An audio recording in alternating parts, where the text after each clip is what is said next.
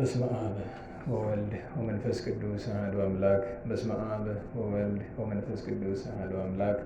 በስመ አብ ወወልድ ወመንፈስ ቅዱስ አሐዱ አምላክ አሜን። የተባረክ እግዚአብሔር አምላክ እስራኤል አምላክ አበዊነ ቅዱሳን ዘተሳሃለነ ወገብረ መድኃኒተ ለሕዝበ ዚአሁ ይቅር ያለን ለወገኖቹ መድኃኒትን ያደረገ የአባቶቻችን አምላክ የቸርነት ባለቤት እስራኤል ፈጣሪ ዘላለም ሥላሴ ከዚህ ሰዓት ከዚህ ዕለት ስላደረሰን ቅዱስ ስሙ የተመሰገነ ይሁንና እናንተም እንደሚገባችሁ በአምላካችን በእግዚአብሔር ሰላምታ እንዴት ዋላችሁ? እንዴት ሰነበታችሁ? ቸርነቱ ምሕረቱ ይቅርታው መግቦቱ ለዘላለም የባሕርይ ገንዘብ የሆነ አምላካችን እግዚአብሔር በድጋሚ ስሙ የተመሰገነ ይሁን። የተመሰገነ ይሁን። እናታችን እመቤታችን ንጽሕት ቅድስት ድንግል ወላዲተ አምላክ እማምላክ ማርያም ጥዕምተ ስም ቅዱስ ዕፀ መስቀሉ ቅድስት ቤተ ክርስቲያኑ እግዚአብሔር ያከበራቸው ቅዱሳን ሁሉ ስማቸው የተመሰገነ ይሁን። የተመሰገነ ይሁን። እንኳን አደረሳችሁ። ክርስቶስ ተንሥአ እሙታን አሰሮ ለሰይጣን ሰላም ሆነ። በቸርነቱ በምሕረቱ ፍስሐ፣ ሰላም፣ ተድላ፣ ደስታ፣ ፍቅር፣ አንድነትን ገነት መንግሥተ ሰማያትን የሰጠን የአባቶቻችን አምላክ ቸሩ እግዚአብሔር ስሙ በድጋሚ የተመሰገነ ይሁን። ትንሽ ድምፁ ይረብሻል መሰለኝና ትንሽ መቀነስ ያለበት ትንሽ እየቀንሰው ከተቻለ እሱ አካባቢ ላሉ ልጆች ለጆሯቸው ያስቸግራል መሰለኝ። ድምፅም ቢሆን እየቆየው ልጨምር ስለምችል ትንሽ ቀነስ ቢል አይከፋም። ትንሽ በመጠኑ ማለት ነው። ይሄ ጥዝ የሚለው ነገር ለጆሮ እንዳይቸግር ማለት ነው። አማን ተንሥአ መድኃኒነ፣ በእውነት መድኃኒታችን ኢየሱስ ክርስቶስ ሞትን ድል አድርጎ ተነስቷል። ከተነሳም 50 ቀናትን አስቆጥረናል። ይበቃል። በቃ ይሄኛው ይሰማል አይደለም? ሰማችኋል? እንደዚህ ይሻላል። ምክንያቱም እየቆየው ድምፅ ልጨምር ስለምችል እስከዛው ድረስ ከተሰማማን በዚህ መንገድ እንቀጥላለን። በእውነት መድኃኒታችን ኢየሱስ ክርስቶስ የባሕርይ አምላክ ነውና ፈጥሮ የሚገዛ አምላክ ነውና ሥጋችንን ተዋህዶ ኃጢአታችንን ይቅር ብሎ ስለኛ በመስቀል ላይ በሆነ ሞቱ ስንኳ ለፈጣሪ ለፍጡር የሚከብድ መከራን፣ ውርደትን፣ ኀፍረትን ውርደት የሚለው ቃል በሰውኛ አነጋገር ሆኖ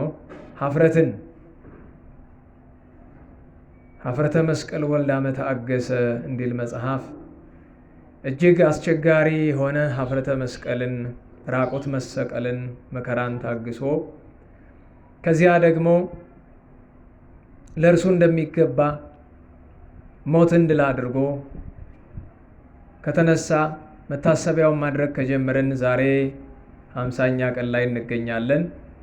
ዛሬ በዓለ 50 ነውና ያቺው ሰላምታችን አማን ተንሥአ መድኃኒነ ክርስቶስ ተንሥአ እሙታን የምትለው ዛሬ ማጠቃለያዋ ነውና እርሷ ላይ ጥቂት ማለቱ የተገባ ነገር ይሆናል። በእውነት መድኃኒታችን ኢየሱስ ክርስቶስ ሐሰት የሌለበት እውነት ብቻ የሚስማማው ድካም የሌለበት ብርታት ብቻ የሚስማማው ኃጢአት የሌለበት ጽድቅ ብቻ የሚስማማው አምላክ ነውና እኛን ለማዳን የሰራውን ስራ አስቦ ሳያዝኑ ደስታ ሳይጾሙ ፋሲካ የለምና አብይ ጾምን ሁሉም እንደቻለው እየጾመ ከብርሃነ ትንሣኤው ደርሰናል። ያለፉት 50 ቀናት ደግሞ የተድላ ዘመናት ነበሩ። ደጋግመን እንደምንነግራችሁ ቤተ ክርስቲያናችንና ሀገራችን መስቀል ላይ ቢሆኑም ዓርብ ላይ ቢሆኑም እንኳ ለእኛ ግን ዘመነ ትንሣኤ ነው። መከራ መጣ፣ ችግር ተፈጠረ ብሎ የጌታን ትንሣኤ የሚያስረሳ ምንም ነገር የለም። እዚህ ዓለም ላይ ክርስቶስን እምከመሳረይነ ሕማመ ምስሌሁ ንኤሪ ክብረ ምስሌሁ እንዳለ ቅዱስ ጳውሎስ ለሮም ሰዎች ሲጽፍ በመከራው ከመሰል ነው በትንሣኤው በክብሩ እንመስለዋለንና ክርስቶስም ሲነሳ ትንሣኤ ክርስቶስ ከመማርነ ተንሥኦ ሥጋቲነ ክርስቶስ የተነሳ እናንተም ትነሳላችሁ ሲል ነውና ትንሣኤው ትንሣኤያችን ነውና የትም ነገሩ ላይ ሆነን ደስ ይለናል። በትንሣኤው ሐሴትን እናደርጋለን፣ ደስ ይለናል፣ አይከፋንም። ነገር ግን ደግሞ መከራ እንደመጣበት መከራ እንዳለበት ማህበረሰብ ሌላ ጸሎት ንስሐ የሚያመጣ አይነት ሐዘን ደግሞ እናዝናለን።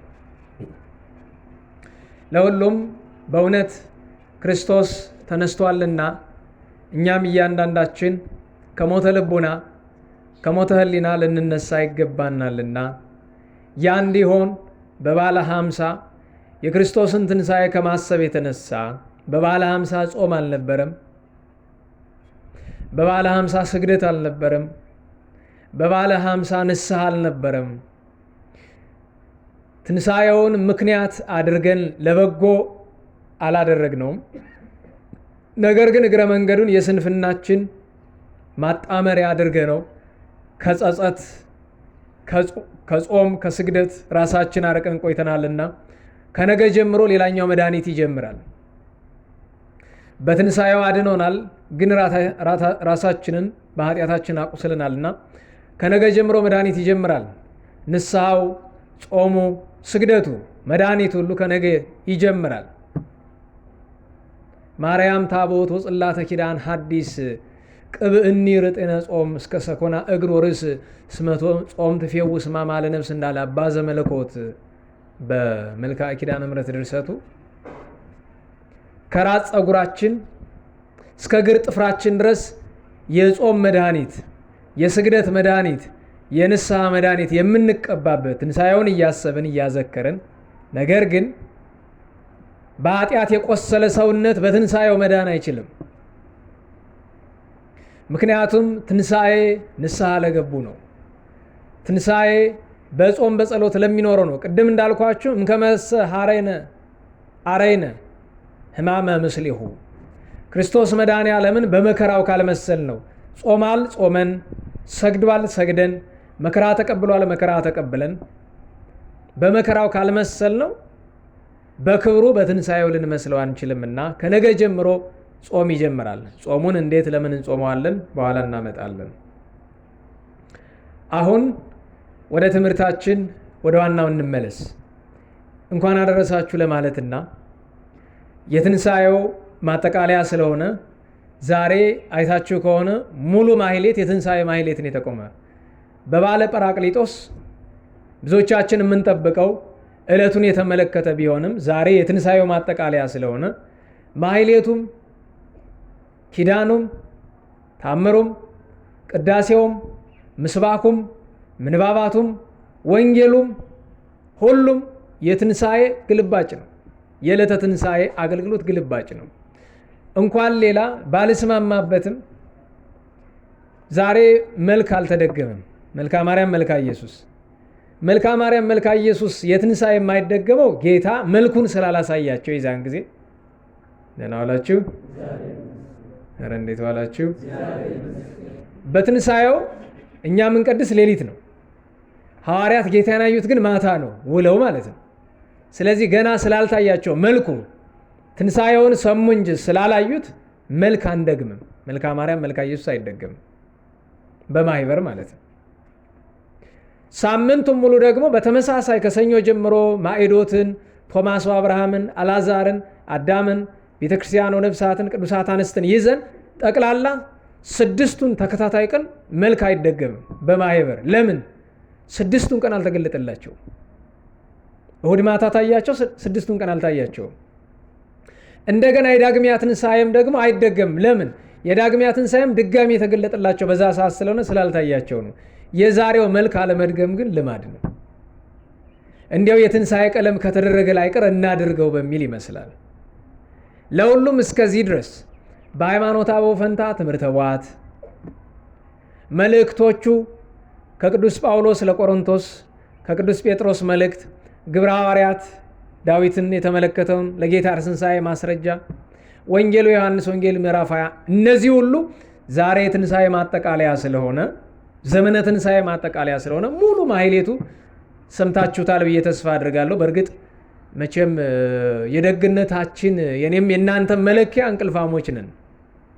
በነገራችሁ ላይ በሰንበት ቀን የሚተኛ ሰው ግዝት አለበት። የቤተ ክርስቲያን ደወል እየተመታ መጥቅ ይባላል። መጥቅ እየተመታ እየሰማ የቤተ ክርስቲያን ደወል ከእንቅልፉ ነቅቶ ወደ ቤተ ክርስቲያን የማይመጣ ጌታ በትንሣኤ ዘጉባኤ በቀኝ ያቆመው። ደህና ዋላችሁ? ሰምታችሁኛል? ሲሆን በሁሉ ቀን ባይሆን ግን በሰንበተ ክርስቲያን ቅድስት የቤተ ክርስቲያን ደወል ሲመታ እየሰማ የሚተኛ ሰው ያ ደወል የጌታ ጥሪ ነውና ጥሪውን ስላልሰማ ነው ኋላ በቀኝ ቆሙ የሚል ጥሪ አያሰማንም። ይህን ማወቅ አለብን። ስለዚህ በሰንበት ቀን ማንም ሰው መተኛት አይችልም። ቢሆን ከመንፈቀ ሌሊት ጀምሮ ቢቀር ከ9 ሰዓት በኋላ መተኛት የለም። ያደለው አሁን አንድ መሪጌታ አውቃለሁ። እዚህ ደብር ነው እንዲህ ይባላሉ ብዬ አልላቸውም። እኒህ መሪጌታ እሁድ ቀን ሁልጊዜም ቢሆን እድሜ ልካቸውን እኔ የማውቃቸው 20 ምናምን ዓመት ነው። አይተኙም። አገልግሎት እስከሚገባበት ሰዓት ድረስ ዳዊት ሙሉ 150 ዳዊት እየደገሙ ቤተክርስቲያኑን ይዞሩታል። ሰውተኛ አላቸው። ኋላ አገልግሎት ሲከፈት ይገባሉ፣ ያገለግላሉ፣ ጸጋውን ክብሩን ይወርሳሉ። እንግዲህ እግዚአብሔር በፈቀደበት ቀን።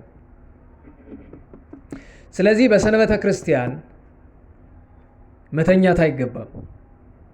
እንኳን በዚህ ዘመን ልናስተውለው ይገባናል። ለሁሉም ዛሬ ሌሊት ሰምታችሁ ከሆነ የትንሣኤው ቀለም በተለይ ቅዱሳት አንስትን የሚያወሳው ክፍል ረከባ መልአከ ዘይነብር ትራሰ ወይቤ አምላክ ተንሥአ። በራስጌና በግርጌ ቅዱስ ሚካኤልና ቅዱስ ገብርኤል ነበሩ። ትናንት ቅዱስ ሚካኤል ነው፣ ዛሬ የቅዱስ ገብርኤል ዓመታዊ በዓል ነው። የተረሳ በዓል ነው፣ አይከበርም። ብዙ ጊዜ ወንድማማች እንደ ወንድማማችን የሚቆጠሩና ቅዱስ ሚካኤል በተከበረበት ማግስት ቅዱስ ገብርኤል መከበር አለበት ብለው አባቶቻችን ሰኔ 13 ቀን የቅዱስ ገብርኤል ዓመታዊ በዓል ሰርተዋል። ግን ተረስቷል። የ26ቱን ቤተክርስቲያኑ ያከብረዋል ቅዳሴ ቤት ስለሆነ እና ጌታ ሲነሳ በራስጌና በራስጌ ቅዱስ ሚካኤል በግርጌ ቅዱስ ገብርኤል ነበሩ እና በራስጌ ያለው ቅዱስ ሚካኤል ወይቤ አምላክ ተንሥአ፣ አምላክ ተነስቷል። ለማን? ለሴቶቹ። ከዚያ ቀጥሎስ ሰበካ ትንሣኤ አዋልዲሃ ለጽዮን፣ የጽዮን ልጆች ቅዱሳት አንስት እነ ቅድስት ማርያም መግደላዊት፣ እነ ቅድስት ማርያም ባውፍልያ፣ እነ ቅድስት ማርያም እንተ እፍረት፣ እነ ቅድስት ዮሐና፣ እነ ቅድስት ሰሎሜ፣ እነዚህ እናቶቻችን የእነሱ ሁሉ መሪ ድንግል ማርያም ሰበካ ትንሣኤውን ሰበኩ። አዋልዲሃ ለጽዮን፣ የጽዮን ልጆች የኢየሩሳሌም፣ አንድም በምስጢር የድንግል ማርያም የጸጋ ልጆች እሱ ተብሏል። ከዚያ ውጭ ክርስቶስ ተንሥአ እሙታን በአብይ ኃይለ ስልጣን አሰሮ ለሰይጣን አግዓዞ ለአዳም ሰምታችኋል። ሰላም ሚዜሰ ኮነ ፍስሐ ወሰላም። ከዚያ ውጭ እምትሆነ እሳት ዘይነድድ አንገፈነ፣ ከሚነድ ከሚባላ እሳት አስጣለን አዳነን። ብርሃናተ ዘይታጸፍ ተንሥአለነ፣ ብርሃናትን የተጎናጸፈ እግዚአ ብርሃናት መድኃኔ ዓለም ኢየሱስ ክርስቶስ ለእኛ ሲል ተነሳልን። መነሳትም ማለት እሱ ምን ቁም ነገር ነዋ። የትንሣኤ ጌታም አይደለ? ለእኛ ሲል ተነሳልን። ቅድም እንዳልነው ተንሥአ ክርስቶስ ከመ ይምሃረነ ተንሥኦ ሥጋቲነ እንዳልነው ይህንን ሁሉ ቀለም ሲናገሩ፣ ሲዘምሩ፣ ሲያመሰግኑ ከምንም በላይ ግን ለዚህ ለዘመነ ትንሣኤ ኃይለ ቃል ማጠቃለያ ማድረግ ወደ ዋናው ርዕስ ከመግባቴ በፊት በጽዮን ንፍሑ ቀርነ፣ በጽዮን ቀንደ መለኮቱን ንፉ፣ በደብረ መቅደሱ ስብኩ ግእዛነ። ከነቢያት ከነ ቅዱስ ኢዮኤል ከነ ቅዱስ ዳዊት ነስቶ ቅዱስ ያሬድ በጽዮን ንፍሑ ቀርነ። በጽዮን ጽዮን ኢየሩሳሌም ናት። ጽዮን ቤተ ክርስቲያን ናት። ንፍሑ ቀርነ ቀንደ መለከቱን ንፉ ማለት አዋጁን ንገሩ። ቀንደ መለከት አዋጅ ከመነገሩ በፊት ሰውን አድምጡ ማያ ነው። ጌታ ሲያርግም በቀንደ መለከት በቅዱስ ሚካኤል ለቀርነ ዝንቱ መልአክ በድምፀ ንፋቱ በከመ ኮነ ቀዳሚ ውስተ ሰማያት ርገቱ ለእግዚአብሔር ይከውን ዳግመ ምጽአቱ እንዳለ ደራሲ ጌታ ሲያርግ ቅዱስ ሚካኤል ቀንደ መለከት ቀድሞት እየነፋ ዳግመኛ ሲመጣም ቅዱስ ሚካኤል ቀድሞት ይከውን ንፋተ ቀርን ሰለስተ ጊዜ እንዳለ መጽሐፍ 3 ጊዜ ቀንደ መለከት ይነፋል እና ንፍሑ ቀርነ ማለትም አዋጁን አውጁ። እንዴት ያለ አዋጅ ነው? በደብረ መቅደሱ ስብኩ ግእዛነ፣ በመቅደሱ ተራራ፣ በቅድስናው ተራራ፣ በእግዚአብሔር ተራራ ነፃነትን ስበኩ። ደህና ዋላችሁ? ኧረ እንዴት ዋላችሁ? ምንን ስበኩ ንገሩኝ። አይሰማኝም። ነፃነትን ስበኩ። ነፃነት የሚባል ሰው አለ እዚህ መሀል? ስም ያለው ሴት ወንድ ይኖራል አይደል? ስማችን የማንመስል በጣም ብዙ ሰዎች አሉ። የጋራ ስማችን አላል ክርስቲያን የሚል ማነው? የጋራ ስማችን መጀመሪያ የጋራ ሰው የሚል ስም አላን አይደለም? ንገሩኝ እንጂ ግን ሰው ነን? አሁን በዚህ ዘመን ስንት ሰው ይገኛል? አሁን የኢትዮጵያ ሕዝብ 115 120 ሚሊዮን ከሚባለው ስንት ሰው ይኖረዋል? ሰውነት ጠፍታ ሁሉም ሰው ወደ ዘር ከረጢት ገብቷል አይደል? ሊዶ አዎ፣ አንተ እንደ ሰውነት አያውቅህም። እንዴት ነው የሚያውቅህ? አማራ፣ ኦሮሞ፣ ትግሬ፣ ጉራጌ ምናምን እያለ ነው የሚያውቅህ አይደለም? ከኢትዮጵያውያን መካከል ስንት ሰው ይገኛል? ስለዚህ ሰው መባላችን የተገባ ወይስ ያልተገባ? በዚህ ዘመን ያልተገባ ይመስላል በእውነቱ። ከዚያ ሲቀጥል የኔና የናንተ ደግሞ የጋራ መጠሪያ ስማችን ነው የሚባለው ክርስቲያን። አሁን ክርስቲያን ነን እኛ። እንዴት ዋላችሁ? እንዴት ዋላችሁ? እንዴት ዋላችሁ? ክርስቲያን ማለት ክርስቶሳዊ ማለት ነው። ክርስቲያን ማለት የክርስቶስ ማለት ነው። ክርስቲያን ማለት ክርስቶስን የመሰለ ማለት ነው። እስቲ እንደው በሞቴ እንደው ክርስቶሳዊ ማን ነው ከመካከላችን? ክርስቲያን ማለት የክርስቶስ ማለት ነው። የሰይጣን የዓለም ያልሆነ በትክክል የክርስቶስ የሆነ ማን ነው ከመካከላችን? ከላይ እስከታች ከአስተማሪ እስከ ተማሪ ድረስ ማለት ነው ሳንለይ ማን? ሶስተኛው ክርስቲያን ማለት ክርስቶስን የመሰለ ነው። ከኔ ተማሩ እንዳለ ባለቤቱ ክርስቶስን የመሰለን ስንቶቻችን ነን? በግለሰብ የተጸውዖ ስም ደግሞ ትዕግስት የምትባል ፈጽሞ ትዕግስት የሌላት፣ ነፃነት የምትባል የኃጢአት ባሪያ፣ ቆንጂት የምትባል ፉንጋ፣ አበበ የሚባል የደረቀ ስሙን የማይመስል ማለት ነው። ግን መጽሐፍ ምን አለ? በደብረ መቅደሱ ስብኩ ግእዛነ፣ በቅድስናው ተራራ በቅድስናው ስፍራ በእግዚአብሔር መቅደስ ምንን ስበኩ? ነፃነትን ስበኩ ብላል። እንግዲህ ነፃነትን ልንሰብክ ነው ዛሬ። ነፃነን አይደለንም? እንዴት ዋላችሁ? አረ እንዴት ዋላችሁ? ነፃ ናችሁ አይደላችሁም? ናችሁ? ድንቄም ነፃ። የሚገርም እንዲያው ወይ በስጋ ወይ በነፍስ ነፃ በሆንክ ባልከፋኝ ኖሮ። በነፍስ የኃጢአት ቁራኝነት ይዞሃል መልሶ። በስጋ ፈረንጅ አንተን ቀጥታ መግዛት ቢያቀተው ፈረንጅ እስኪ እንደው የፈረንጅ ልብስ ያለበሰ እኔ ያለበስኩ ብሎ እጁን ያወጣል። አንድ ሰው ከተገኘ በሞቴ መጽሐፍ እሸልመዋለሁ። አንድ ሰው አንድ መጽሐፍ እንዳይመስላችሁ የፈለገውን መርጦ 10 መጽሐፍ ገዛለታለሁ። የፈረንጅ ልብስ አንድም እኔ ያለበስኩም የሚል ካለ ከዚህ ሁሉ ሰው መሃል ማለት አልቦ አሐዱሂ ብሎ ቅዱስ ዳዊት የተናገረው ይሄ ነው። አልቦ ዘይገብር አለ ሰናይት፣ ያን ስላችሁ እኔን ጨምሮ ማለት ነው። እኔም የለም ያው ታውቁታላችሁ። ያውንን ካለባበስ ጀምሮ የምዕራባዊ አስተሳሰብ ባሮች ነን። እውነት ለመናገር እንኳን በቀላል ምክንያት መንግስተ ሰማያት ትገባላችሁ ከዛሬ ጀምሮ ኢንተርኔት እንዳትጠቀሙ የሚባል እርግጠኛ ነኝ 90% ኢንተርኔት ማቆም አትችሉም። ለምን? ሳታውቁ ሱስ ውስጥ ገብታችኋል። ይህንን መለካው በእናንተ እንዳይመስላችሁ በራሴ ነው። ለምሳሌ ሰርቨር ላይ ያው ጌቶቹ የሰርቨር ጌቶች አግደውኛል። ግን ምንም ላልሰራ በቀን አንድ ጊዜ ወይ ሁለት ጊዜ እየገባው አንብቤ እወጣለሁ እና ራሴን እታዘባለሁ። ለምንድን ነው የምገባው ኢንተርኔት ውስጥ ላለሁ? እና ሲታሰበኝ ምን ምክንያት ሰጣለሁ? አንዳንድ ቁም ነገር ባነብ ብዬ ነው እላለሁ። ግን አንዳንድ ቁም ነገር ሳይሆን እልፍ ቁም ነገር ያለ መጽሐፍ ላይ ነው። ደህና ዋላችሁ። እልፍ ቁም ነገር ያለ መጽሐፍ ላይ ነው። እና ሳስበው ሳምንቱ ከነጋ ያነበብኩበትና ኢንተርኔት የገባሁበት ሰዓት ቢመጣጠን 80% በላይ የሚሆነው ከመጽሐፉ በላይ የኢንተርኔቱ ይገናል ያለ ምንም ስራ። ይህንን ያክል የኢንተርኔት ባሮች ነን። ስለዚህ መጽሐፍ በደብረ መቅደሱ ስበኩ ግዕዛነ፣ ነፃነትን በቅድስናው ተራራ ስበኩ። ለማን? ለራሳችሁ። ደህና ዋላችሁ። ለማን? ለራሳችሁ ነፃነትን ስበኩ። ነፃነት የሚሰበከው እንዴት ነው?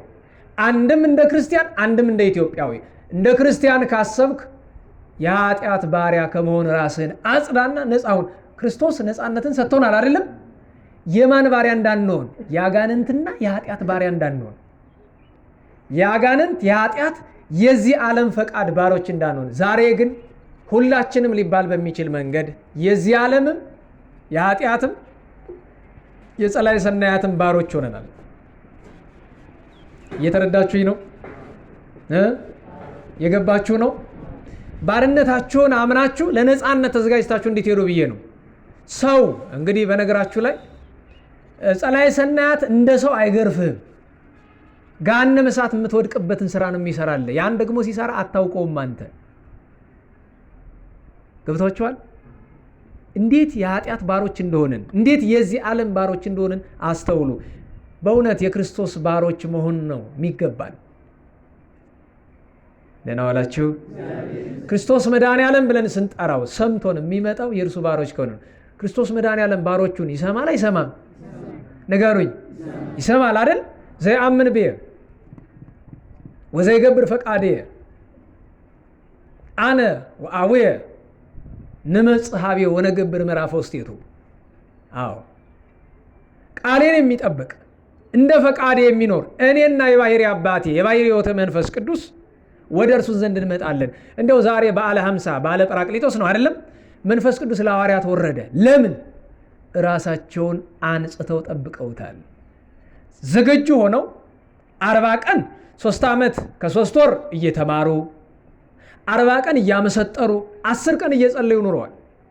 3 ዓመት ከ3 ወር ትምህርት ነው፣ ታምራት ነው። 40ው ቀን ምስጢር ነው። ያ የተማሩት ወንጌል እንዲረዳቸው ኪዳኑን ትምህርተ ኅቡዓቱን አስተምሯቸዋል።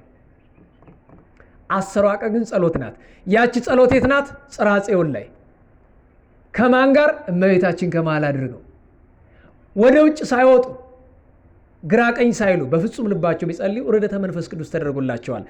ጌታ ከዲያብሎስ ከኃጢአት ከዚህ ዓለም ባርነት ነፃ አውጥቷቸው እነሱ ዓለምን ነፃ አውጥተዋል። በነገራችሁ ላይ ነፃ አውጪዎች ሲተረክላቸው ቼጉቬራ ይልሃል፣ ሆቺሚን ይልሃል አይደል?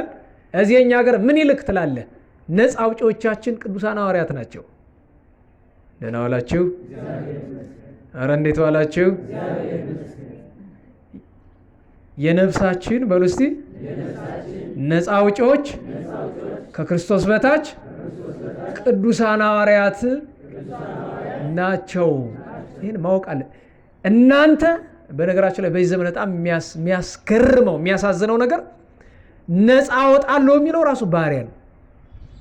ይሄ እኮ አስገራሚ ነገር ነው።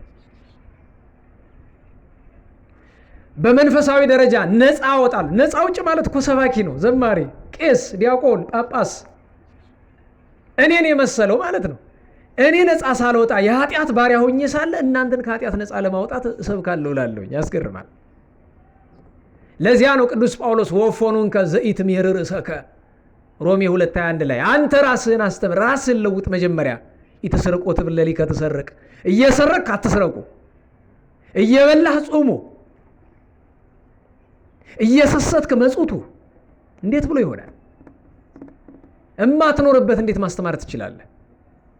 በስጋዊ ብትመለከቱት የገንዘብ የጥቅም ባሪያ። በነገራችሁ ላይ ዛሬ የአማራ የኦሮሞ የትግሬ ነፃ አውጪ ነኝ የሚል ማት ቡድን አለ አይደለም? እራሱ ባሪያ ነው። የምን የጥቅም ባሪያ?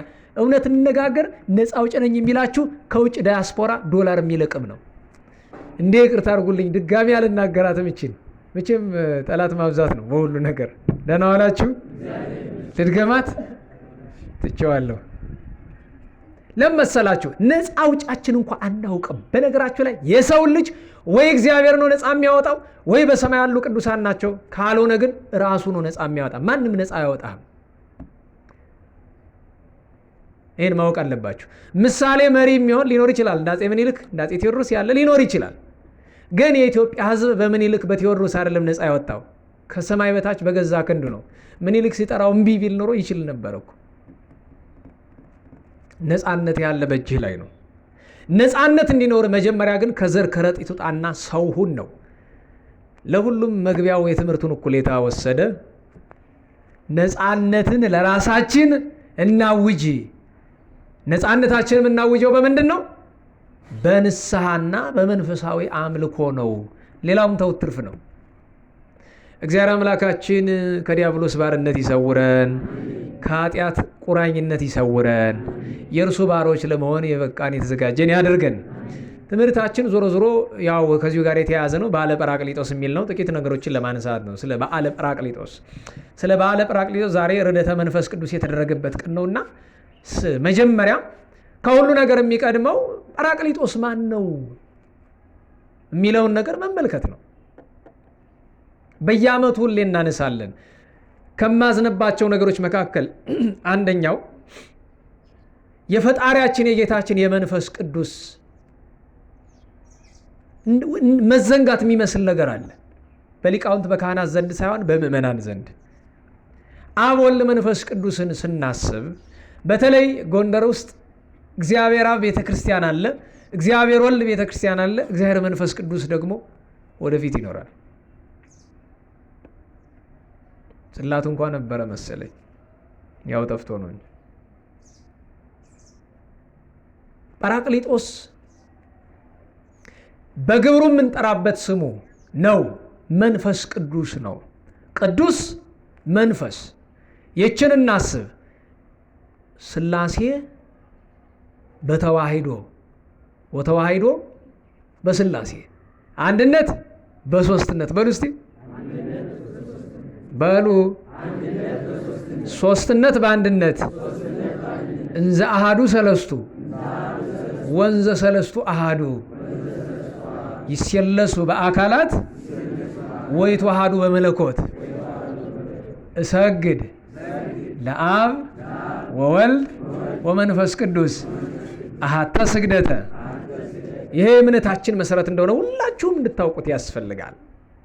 ለአብ ለወልድ ለመንፈስ ቅዱስ አንዲት መንግስት፣ አንዲት አገዛዝ፣ አንዲት ባህሪን ያለቻቸውና አንዲት ስግደት እንሰግዳለን። እንዘ አሐዱ ሰለስቱ እንግዲህ ሶስት ሲሆኑ አንድ ናቸው፣ አንድ ሲሆኑ ሶስት ናቸው። ይስየለሱ በአካላት በስም በአካል በግብር ሶስት ናቸው።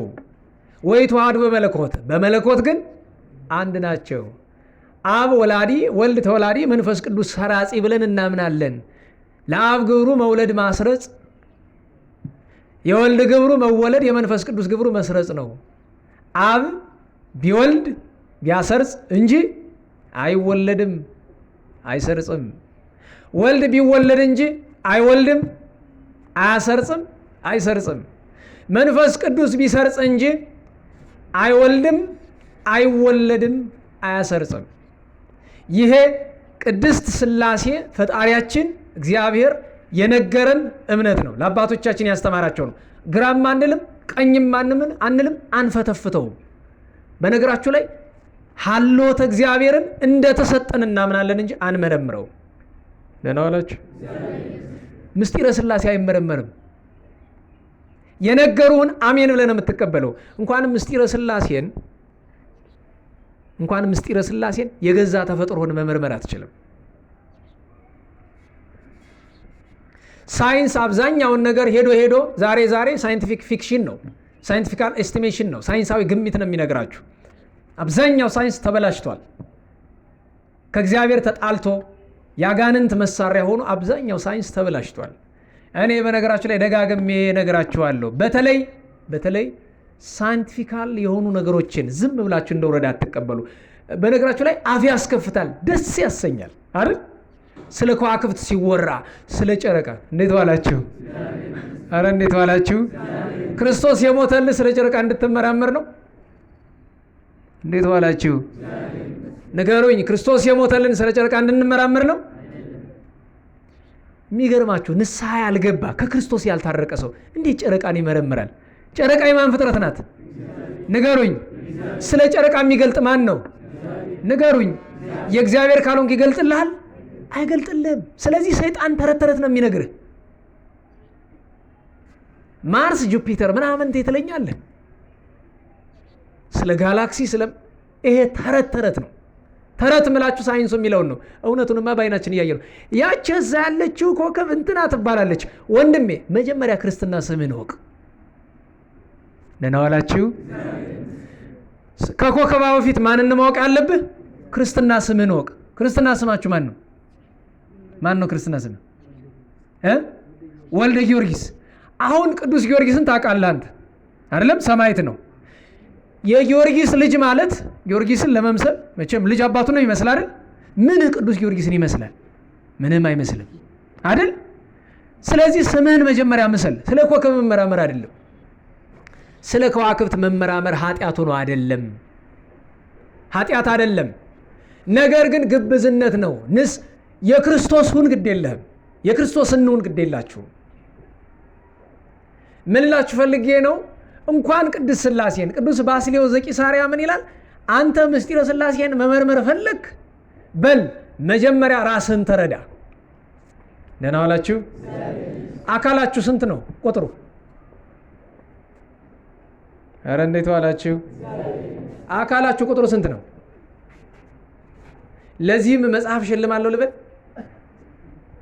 ንገሩኝ እንጂ ስንት አካል እንዳላችሁ እንኳን አታውቁማ። አይደለም እናንተ በባዮሎጂ ትምህርት ወይም በሜዲሲን ትምህርት የውስጥ ደዌ የውጭ ደዌ የምናምን ስፔሻሊስት የሚባለው ስንት አካል አለ ብትለው የሰው አካል ቁጥሩ አይታወቅም።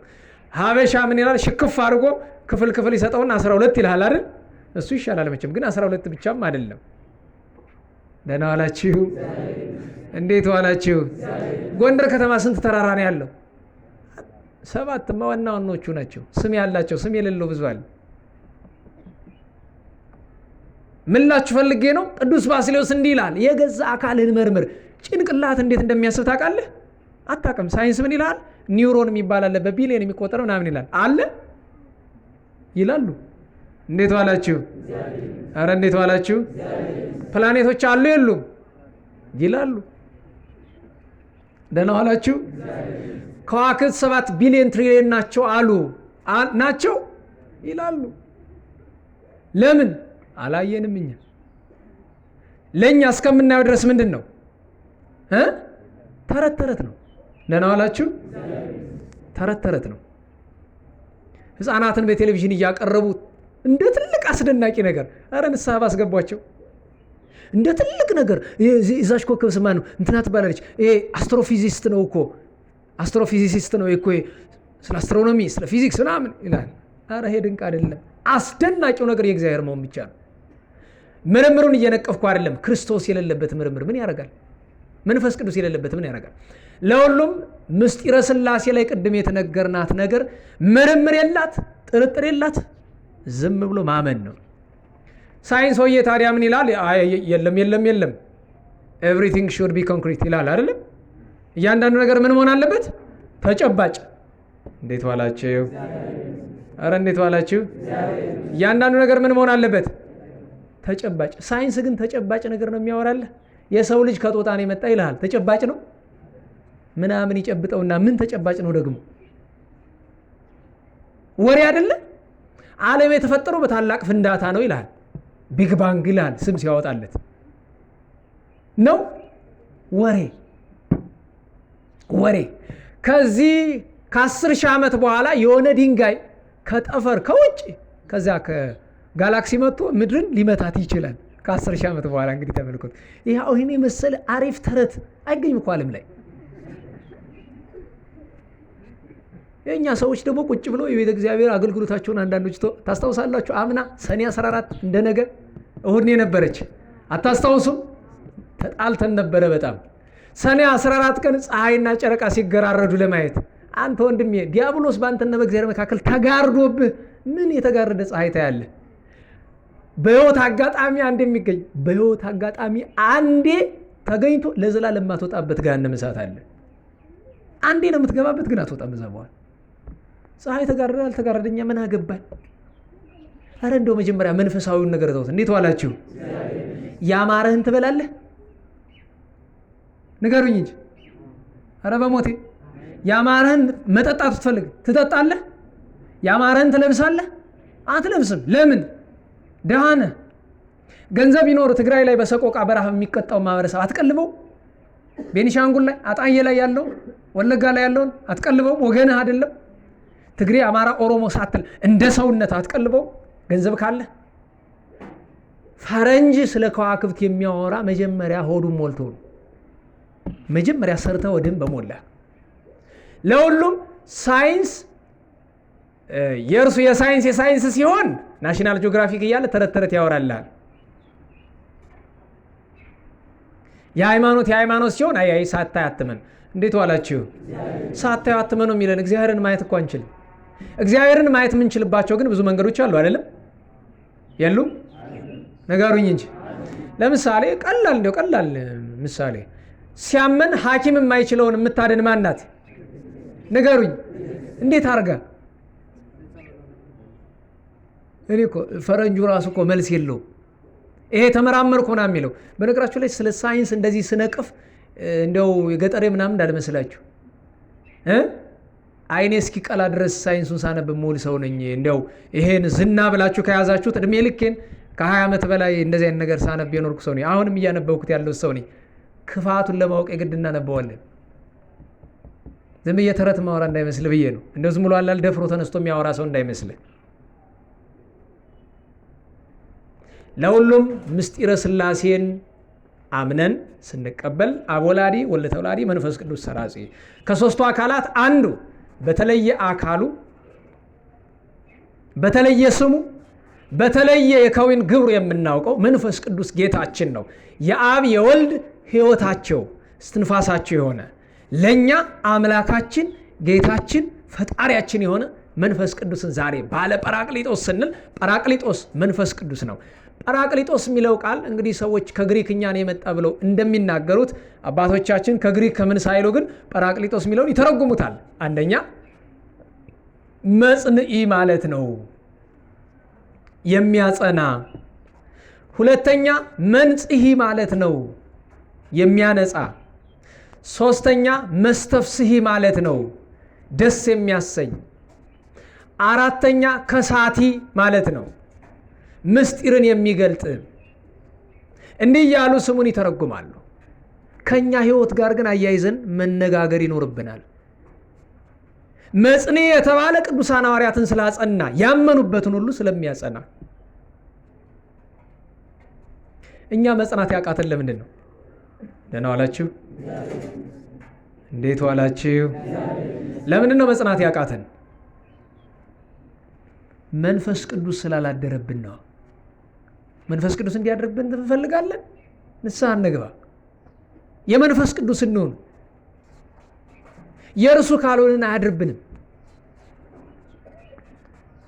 መንጽሒ ነው፣ ያነጻል። መንፈስ ቅዱስ እኛን ከርሳት ከኃጢአት ያነጻል።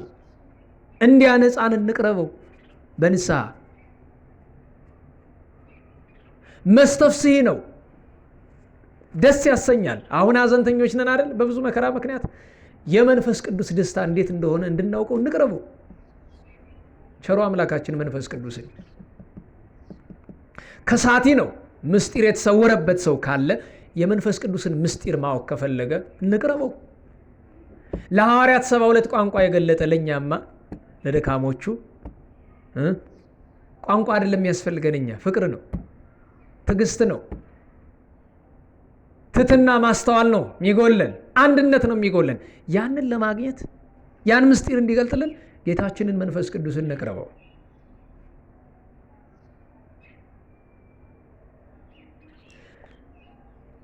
ጰራቅሊጦስ ስንል እንዲህ ማለታችን ነው። በዓለ ጰራቅሊጦስ ስንል ታዲያ የመንፈስ ቅዱስን ጌትነት እንዲህ በሰለስቱ ምዕት አነጋገር እንናገረዋለን። ሁላችንም በየቀኑ ጸሎተ ሃይማኖት ስንደግም በማስተማሪውም ይሁን ባለማስተዋል እንደምንደግመው ይታወቃል። ወነአምን በመንፈስ ቅዱስ እግዚእ ማህያዊ። ጌታ መንፈስ ቅዱስ ምንድን ነው? ንገሩኝ እንጂ። ኧረ ጌታ በሉ፣ ኧረ በሞቴ በሉ፣ በደንብ በሉ። እንግዲህ ልብ በሉ። አሁን ለማለት ተለምናችሁ መንፈስ ቅዱስ ጌታ መሆኑን ለመናገር ለምኛችሁ ማለት ነው።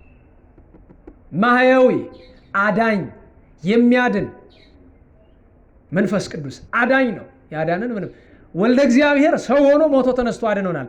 አብም አዳኝ ነው፣ መንፈስ ቅዱስም አዳኝ ነው።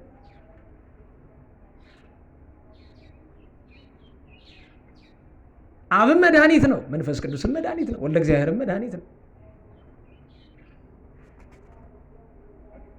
ለዚያ ነው ማህያዊ ዘሰረጸ እምአብ፣ ከአብ የሰረጸ። ንስግድ፣ እንስገድለት፣ ንሰግድ፣ እንሰግድለታለን። ወንሰብሖ፣ ለባህሪ አምላክነቱን እንደሚገባም እናመሰግነዋለን። ደህና ዋላችሁ። ፍጡር የሚመሰገንበት ምስጋና አይደለም እናቀርብለት፣ ፈጣሪ የሚመሰገንበትን ምስጋና እናቀርብለታለን፣ እንሰግድለታለን። ለፍጡር በምንሰግደው ስግደት አይደለም፣ ለአምላክነቱ በሚገባ እንሰግድለታለን። ለዚያ ነው ንስግድ፣ ንሰግድ ሎቱ ወንሰብሖ፣ በተጣይ ቢያደርጉት እናመሰግነዋለን። ምስለ አብ ወወልድ ዘነበበ በነቢያት ከናፍረ ነቢያት ዘሆከ፣ የነቢያትን አንደበት አነሳስቶ አምላክ ይወርዳል ይወለዳል ብሎ ለነቢያት ትንቢትን፣ ለሐዋርያት ስብከትን፣ ለሰማዕታት ጥባትን፣ ለጻድቃን ትዕግስትን፣ ለደናግል ንጽህናን፣ ለመነኮሳት ተፋቅሮን፣ ለምእመናን ምጽዋትን የሰጠ ይሄው አንዱ መንፈስ ቅዱስ ነው። ሀብቱ ብዙ ይሆን እርሱ ግን አንድ ነው። ስለዚህ ከአብ ከወልድ ጋር በነቢያት አድሮ የተናገረ እርሱ ነው። ይሄ የእምነታችን መሰረት ነው። ታዲያ በዓለ ጰራቅሊጦስ ስንል ዛሬ መንፈስ ቅዱስ የወረደበት ቀን ነው። ከጌታችን ከመንፈስ ቅዱስ ባስከተለ ዛሬ የድንግል ማርያም በዓል ነው። ደህና ዋላችሁ። የማን በዓል ነው? የድንግል የእመቤታችን ማርያም። ዛሬ መንፈስ ቅዱስ ሲወርድ ጽርሐ ጽዮን ላይ ማን ነበረች? እመቤታችን ድንግል ማርያም። ዛሬ መንፈስ ቅዱስ እንዲወርድ ምክንያት የሆነች ድንግል ማርያም ናት። ምክንያትነቷ እንደምን ነው ብትሉ ከረጅም ባጭር ከሙሉ በክፍል ሁለቱን ብቻ እንጥቀስ። አንደኛ መንፈስ ቅዱስን የላከ ጌታ ከማን የተወለደ? ነገሩኝ። ድንግል ማርያም ባትወልደው የመንፈስ ቅዱስ መሰጠት ለኛ ነበረ? አልነበረም። ስለዚህ ለመንፈስ ቅዱስ መውረድ ድንግል ማርያም ምክንያት ናት። ሁለተኛ ቅዱሳን ሐዋርያትን 10 ቀን ሙሉ በግራ በቀኝ አቅፋ ይዛ ለመንፈስ ቅዱስ ሀብት እንዲበቁ ያደረገቻቸው። እነርሱ በበጎ መንገድ ባይገኙ መንፈስ ቅዱስ አይወርድም ነበር። እነሱ በዚያች ስፍራ እንዲገኙ ደግሞ ድንግል ማርያም ከመካከል እንደ ታቦቱና አንተ እንዲያደርግ እያለች እየመከረች ጸሎት እየመራች ጸሎት እንዲያደርጉ እያበረታች። የሚገርማቸው ነገር ሐዋርያት መንፈስ ቅዱስ ሲወርድላቸው ስንት ልብ ነበሩ ይላል? ስንት ልብ? ኧረ ንገሩኝ። ዛሬ ኢትዮጵያውያን ስንት ልብ ነን? 115 ሚሊዮን ልብ ነን አይደል? እግዚአብሔር አምላካችን አንድ ልብ ይስጠን። አንድ ልብ ካልሆነን መንፈስ ቅዱስ አይመጣም፣ አይወርድም ማለት ጸጋውን አይሰጥም። መንፈስ ቅዱስ ምሉ በኩል ይሄ ነው። በሁሉ ስፍራ አለ። አሁን አለ። አንዳንድ ሰው መስጊድ ውስጥ እግዚአብሔር አለ ወይ ይላል። ሞልቶ እግዚአብሔር የሌለበት ስፍራ አለ እንዴ? ልዩነቱ ቤተ ክርስቲያን ሲኖር ሌላ፣ ጣዖት ቤት ሲሆን ግን ሌላ። ምሉ በኩል ላይ ስለሆነ መንፈስ ቅዱስ ሁሉ ቦታ አለ። ስራውን የሚሰራ ግን በገዛ ቤቱ ነው። ባከበራት ቤቱ ነው። ስለዚህ እመቤታችን ድንግል ማርያም አንድ ልብ፣ ነገራችን ላይ ያስገርመኛል። ድንግል ማርያምን ትተን እኮ ነው እልፍ ልብ የሆን ነው። አንድ ልብ እንዲሆኑ ያደረገቻቸው እመቤታችን ናት። አንድ ልብ ሆነው እንዲጸልዩ። አሁን እስቲ ምህላ አትሄዱ ማለት ብዙዎቻችሁ፣ እስኪ ምህላ እንሂድ። ምህላ እኮ ማለት ትርጉሙ ይገባቸዋል? እንዴት ዋላችሁ? የምህላ ጸሎት ምንድን ነው? ምንድን ነው የምህላ ጸሎት? ለሊቃውንቱ ምቅናዩ ምኖ አለ። የጋራ ግን ሁላችን አብረን ምንጮኸው ምንድን ነው የሚለው? እግዚኦታ ነው አይደለም? ቃሉ ይለወጣል። ያንኑ መመላለስ አይደለም? አንድ ላይ ሆነ። አያችሁት? የአንድ ልብ ጸሎት ማለት ነው። የምህላውን ዋጋ አልተረዳ ነው። ስንት ጸጋ ስንት ሀብት እንደሚያሰጥ አልተረዳ ነው። ስንት መከራ እንደሚያርቅ የእግዚአብሔር መንፈስ ቅዱስ ቸርነቱ እንደሚያወርድ አልተረዳ ነው። አንድ ልብ ሆነው ይጸልዩ ነበረ። የዚህ ምክንያት ድንግል ማርያም ናት። ስለዚህ ዛሬ በዓለ ጰራቅሊጦስ የድንግል ማርያም በዓል ነው። ሶስተኛ ዛሬ ቅድስት ቤተ ክርስቲያን ዓመታዊ በዓሏ ነው፣ ልደቷ። እንዴት ዋላችሁ? እስቲ ዛሬ ለቅድስት ቤተ ክርስቲያን ሻማ ያበራ መልካም ልደት ብሎ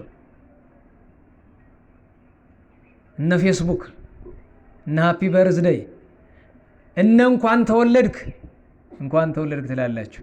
አይ ደህና ዋላችሁ? ኧረ እንዴት ዋላችሁ? ኧረ እያልኩኝ ለምኝ ነው። አሁን እንዴት ዋላችሁ? ቤተ ክርስቲያን ሆይ በሉ። እንኳንም ተወለድሽ።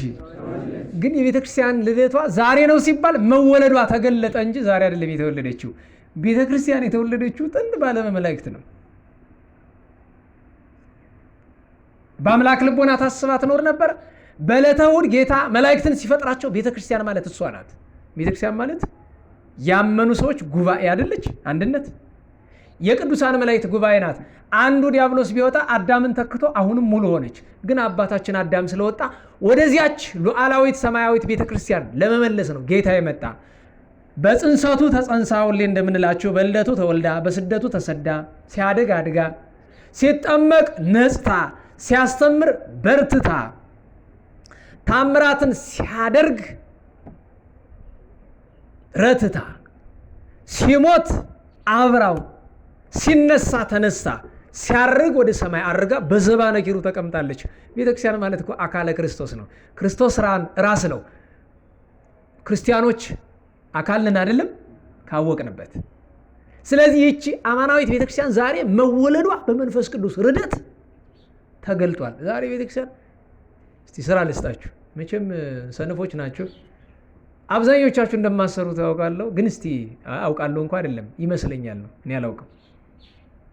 በሉ ለቅድስት ቤተክርስቲያን ሻማ ልታበሩ ነው። ሻማ ስንት ብር ነው የሚሸጠው? ከ5 ብር እስከ 10 ብር። በሉ 5 ብር 10 ብር 5 ብር 10 ብር ታዋጡና ሁላችሁ ከሌለ የለም ያላችሁ 5 10 ታዋጡና ሁሉን ገንዘብ ሰብስበ ሙዳየ ምጽዋት ትከትልኛለህ። 3 ሻማ ብቻ ታመጣና ታበራልኛለህ። ማን ነው የሚታዘዝ? እሺ ከኋላ ጀምረህ ና 5ም 10ም ብር እየሰበሰብክ ዛሬ በቤተክርስቲያን ለምን ሳስበው በኋላ ይሄ ሁሉ ሰው ሻማ አብርቶ ገንዘብ ለሌለ ቤተክርስቲያን አስቸጋሪ ነው። ስለዚህ በስማችን 3 ይበራል እዚህ፣ ሌላው ግን ገንዘቡ ዞሮ ዞሮ ገቢ ሆኖ ነገም ነገ ወዲያም ገዝተው ይቀድሱበታል። ሳስበው ይሄኛው ይሻላል፣ ሄደ ቤት አብራ ብዬ ዘንቦ ተባርቆ ስራ ከምሰጥ ብዬ። ይስማማናል? ቅር አላችሁ ነው? በእናንተ ስምኛ እንክፈለው፣ አዋጡ 5ም 10ም 1-2 ብርም ካለ ጣል አድርግ። እንግዲህ ያለህን ያክል ነው። ሁላችሁም ግን ትምህርቱን እየሰማችሁ እንጂ ደግሞ ብር ለመሰብሰብ ብላችሁ ጉባኤ እናቋርጥ ይዞራሉ። በቃ ሲመጣ እየራሳችሁ ብቻ ያዙ። ጣል ነው የምታደርጉት። ከዚያ ወስዶ መቼም ቆጠር አድርጎ ያው ዝክረ ቅዱሳን ይሄን ያህል ገቢ ያደረገ ለዝና ትናንት ፊት ሚካኤል ዝናችን ተነገር አይደል? ይሄን ያህል ሺህ ብር ሰጥቷል ተብሎ እዚህ ምን ሰጣለን? ደህና ወፈር ያለ አንድ ቀን ችግር የለውም። ምክንያቱስ ያው ቤተክርስቲያን አሐቲ ናት፣ እንዴት ናት? ዛሬ ቅድስት ቤተክርስቲያን ልደቷ ነው። ይኸው ሻማ እናበራለን፣ እንኳን ተወለድሽ እንላታለን። እግዚአብሔር አምላካችን ከቅድስት ቤተክርስቲያን አያናውፀን። መከራዋን አያሳየን። አዎ ትናንት መልክዓ ቅዱስ ላሊበላ ላይ የመጨረሻ የመልክዓ ላሊበላ ማጠቃለያው እሱ ነው። አማኑኤል አምላኬ ኢታሬኒ ሙስናሃ ለኢየሩሳሌም፣ አማኑኤል ጌታ የኢየሩሳሌም ቤተክርስቲያንን ጥፋት አታሳየኝ ነውና የቺ መደበኛ ጸሎታችን። ስለዚህ ሶስተኛው በዓል የቅድስት ቤተክርስቲያን ነው። አራተኛው በነገራችሁ ለቤተክርስቲያን ላይ የረሳሁት ጽርሐ ጽዮን መንፈስ ቅዱስ የወረደባት ያቺ ቤት ምንኛ የታደለች ናት። የቅዱስ ማርቆስ ወንጌላዊ የእናቱ ቤት ናት። የአርስጥቦሉስና የቅድስት ማርያም ቤት ናት። እናታችን ቅድስት ማርያም ጌታ ሆይ አስተምርበት ያንተ ይሁን ብላ ሰጠችው፣ ቤተክርስቲያን አደረገላት። እዚች ቤት ላይ መንፈስ ቅዱስ ወርዷል። እዚች ቤት ላይ ድንግል ማርያም 15 ዓመት ኖራለች። እዚች ቤት ላይ ድንግል ማርያም አርፋለች፣ ተገንዛለች። በጣም የተደነቀች ቤት ምን ትባላለች? የጽዮን አዳራሽ። ጽዮን ድንግል ማርያም ስለሆነች አንድም ለጽዮን እስራኤል ላለችው ኢየሩሳሌም ላለችው ጽዮን በአንጻር ስለሆነች የጽዮን አዳራሽ ተብላለች። አራተኛው ዛሬ የምናስበው በበዓለ ጰራቅሊጦስ ቅዱሳን ሐዋርያትን ነው። 120 ቤተሰብ። እንዴት ዋላችሁ? ስንት ቤተሰብ? 120። 12ቱ ቅዱሳን ሐዋርያት፣ 72ቱ ቅዱሳን ንጹሐን አርድእት፣ 36ቱ ቅዱሳት አንስት ናቸው። ታዲያ ቅድም እዚያ ሰንበት ትምህርት ቤት ወረብ እያቀረቡ እስቲ አንዳንድ ስርዓት ተማሩ። ለዘብ እያቀረቡ ነው። ሴቶቹ 6 ናቸው፣ ወንዶቹ ግን 5 ናቸው። እንዲህ ያለ ስርዓት ቤተክርስቲያን የለም። ወንዶቹ ካነሱባችሁ ከሴት አንድ ቀንሱና ምስጢር ያለው ቁጥር ፊት ለፊት ወረብ ሲቀርብ የተዛባ ቁጥር አይሆንም። ከፊትም ከኋላም ተመሳሳይ ቁጥር ነው የሚኖረው። እያንዳንዱ ቁጥር ምስጢር አለው፣ ጉዳይ አለው። ከፊትና ከኋላ እኩል መሆኑም ምስጢር አለው፣ ምክንያት አለው። እንደው ዝም ብሎ በቃ እንደመሰልን አንዳንድ ይገርመኛል። ሊቃውንት ከፊት ለፊት ተቀምጠዋል። ሄዳችሁ ብትጠይቋቸው ምን አለ? እያንዳንዱ ቁጥር ምስጢር አለው። ደህና ዋላችሁ። ለሁሉም ዛሬ 120 ቤተሰብ እናስባለን። ሐዋርያት ማለት ታስታውሳላችሁ? አንድን ሰው ሐዋርያ የምንለው ስንት መስፈርት ሲያሟላ ነው? መቼም 40 ጊዜ ተናግሬያለሁ። እግዚአብሔር ይስጣችሁ አትይዙትም። ስንት መስፈርት ሲያሟላ ነው? 7። አይግሩ አንተ ተገኘ እዚህ ሁሉ ሰው። እንዴት ዋላችሁ? ከንፍሮ ጥሬ የሚባለው ለካ እውነት ነው፣ ግን ተረቱ ተገለብጦ ከጥሬ መሃል ንፍሮ አይጠፋም ነው አይደል? ነው አይደለም? እንዴት ዋላችሁ? ጥሬ ነን አይደለንም? ኧረ ጥሬ መሆንም አንድ ተስፋ ነው። ለካ እነሱ ናቸው የበቁ የነቁ አለ ደራሲ ማን ነው? ደበበ ሰይፉ ነው። ጥሬ ጨው ጥሬ ጨው ጥሬ ጨዋዎች አለ። ቁጥር እንግዲህ ስንት እንደሸቀልን እንድናውቀው እዛ ሂሳቡን ትነግረናለህ። እንዴት ዋላችሁ? ጥሬ ከመሆን መድኃኒዓለም ይሰውረን በእውነቱ። ስንት ነው ቅዱሳን ሐዋርያት መባላቸው መስፈርቱ ስንት ነው? 7 ነው። ጌታ ጠርቷቸዋል። አዎ ንፋስ የሌለበት ቦታ ላይ አብረው እንዳያጠፋብህ። ጌታ መድኃኒዓለም አንደኛ ጠርቷቸዋል፣ ሁለተኛ መርጧቸዋል፣ ሶስተኛ አስተምሯቸዋል፣ አራተኛ ሾሟቸዋል። እያያችሁ ነው። አራተኛዋ ሹመት የምትባለው የትኛዋ ናት? እርገቱ ላይ ነው። ወሴሞሙ ጳጳሳተ እንዳለ ደራሲ። አምስተኛዋ ልኳቸዋል። መቼ ነው የተላኩት? ቃሉ የተነገረ የትንሣኤ ቀን ነው። ሁሮ መሐሮ ኩሉ አሕዛበ ተብሎ ለመላክ ግን መንፈስ ቅዱስን ጸጋውን መቀበል ስለነበረባቸው ዛሬ ተልእኮ ቀን ናት። መንፈስ ቅዱስን ተቀብለው ዛሬ አይደል ተልኳቸውን የጀመሩ። ቅዱስ ጴጥሮስ በአንድ ያስተምሮ 3000 ሰው ያሳመነ እኮ ዛሬ ነው። ከዚያ 6ኛውና 7ኛውን ታውቁታላችሁ። የሚያስታውሳለን? 5ኛ መሾም ነው አይደል? ማለት መላክ ነው። 6ኛው ምሳሌ መሆን ነው። 7ኛው መከራ መቀበል ነው። እነዚህን 7 ነገር የሚያሟላ ሐዋርያ ይባላል።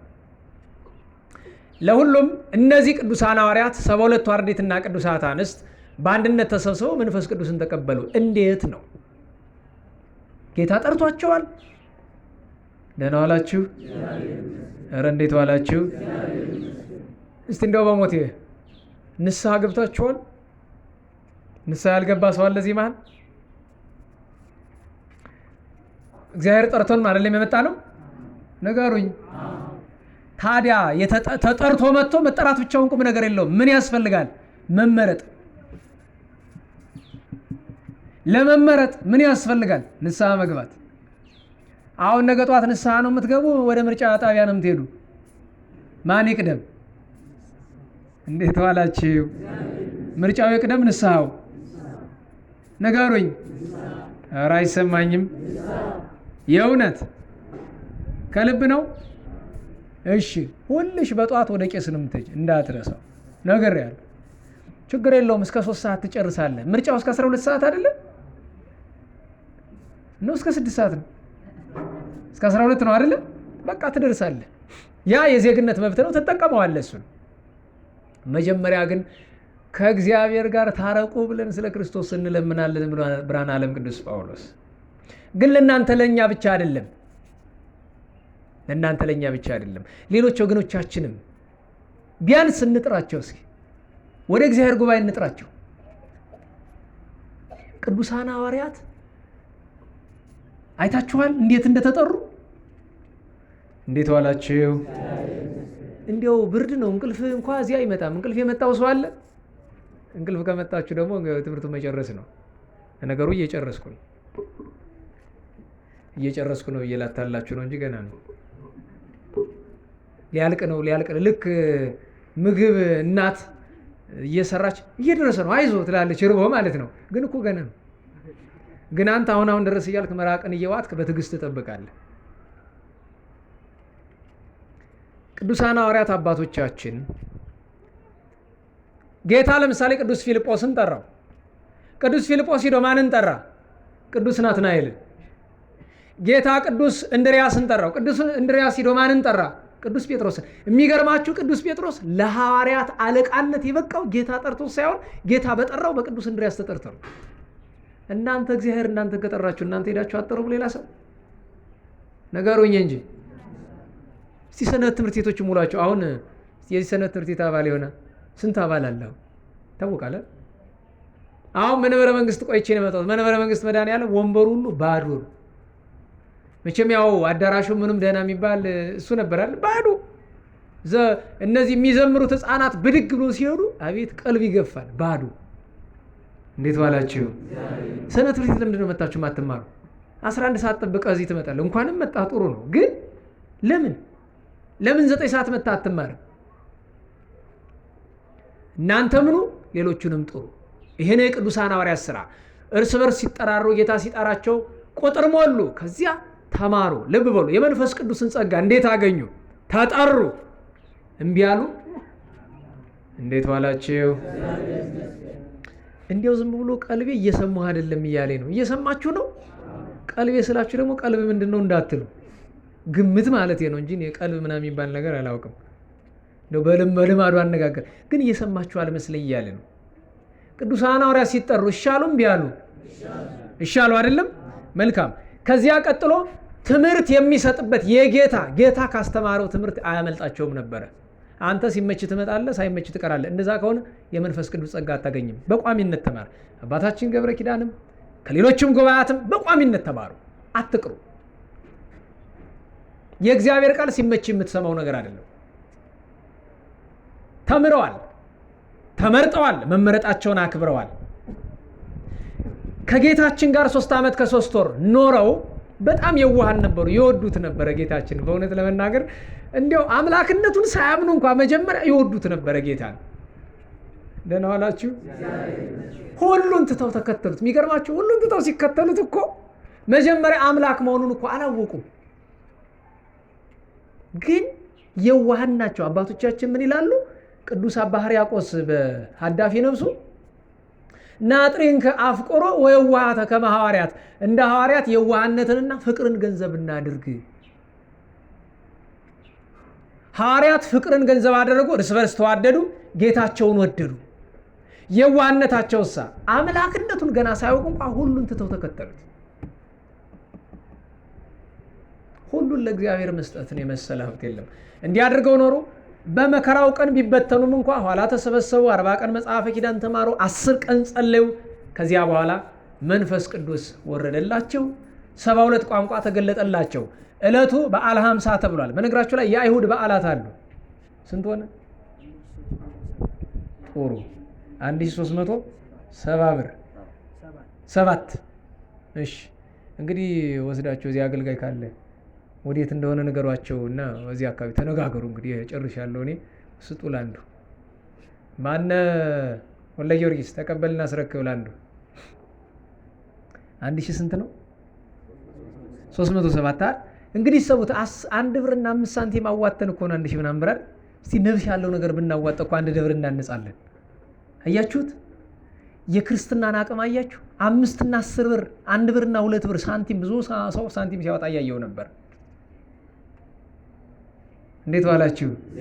እስቲ 100 ብር ብናወጣ ብላችሁ አስቡት። እስቲ 1,000 ብር ብናወጣ ብላችሁ አስቡት። ቤተክርስቲያን መለመን ነበረባት። ዛሬ የገዳማት የልመና ደብዳቤ ስንት ነው ያለው?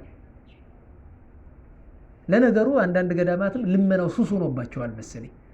አንድ ገዳም እህል ልከን በ3ኛው ቀን የልመና ደብዳቤ በጀርባችን ተልኮ ጀርመን ደርሶ ጀርመን ያለች እህት ይህን ገዳም ታውቀዋለህ ብላ ደብዳቤ ላከችልኝ። አሁን በቀደም አይደል እንደ እህል ይላክልላቸው በምን ፍጥነት አልቆ ነው ሳምንት ሳይሞላ ብዬ በጣም ገረመኝ። ሱስ ይሆናል መሰል። አንድ ቀን ኢንታሊክ ሊቃውንት ኧረ ተው ይህን ጠዋት ማታ እርዳታ ተው እያሉ ነበረ። አዎ ልናስብበት ነው። አሁን ክረምቱን ትንሽ እጃችን ቋጠር ልናደርግ ነው። እግዚአብሔር እንደወደደ እንደ ፈቃዱ ነው። ግን ሁሉ ስጥ ካለን እንሰጣለን፣ ዝም ካለን እንቋጠራለን። የራሳችን ሳንቲም አይደለም፣ የጉባኤውን ማለት ነው፣ የእግዚአብሔር ገንዘብ ነው። እንዲያው አቅማችንን እንየው እግዚአብሔር የሰጠንን ብዬ ነው። ይሄ ገንዘብ ነገር እኮ አስጠፋኝ። ወዴት ነው የነበርኩ? ሰነፉ ሰባኪ የያዘውን ቀለም የሚያጠር የስብከት ዘዴ የሚባል ትምህርት አለ። የስብከት ዘዴ ላይ አንድ ሰባኪ የያዘው መስመር ጠፍቶበት ከጠፋበት በቃ ተዋረደ ማለት ነው። ኧረ እባክህ ዞር በለ፣ ምንም ውርደት የለም። እሱ መድኃኔዓለም ከገለጠው ይገልጠዋል፣ ካልገለጠው እንጂ ጽፌ እዚህ ደብተር ላይ ማስታወሻ ምናምን የለም። እሱ ስጋዊ አካሄድ ነው።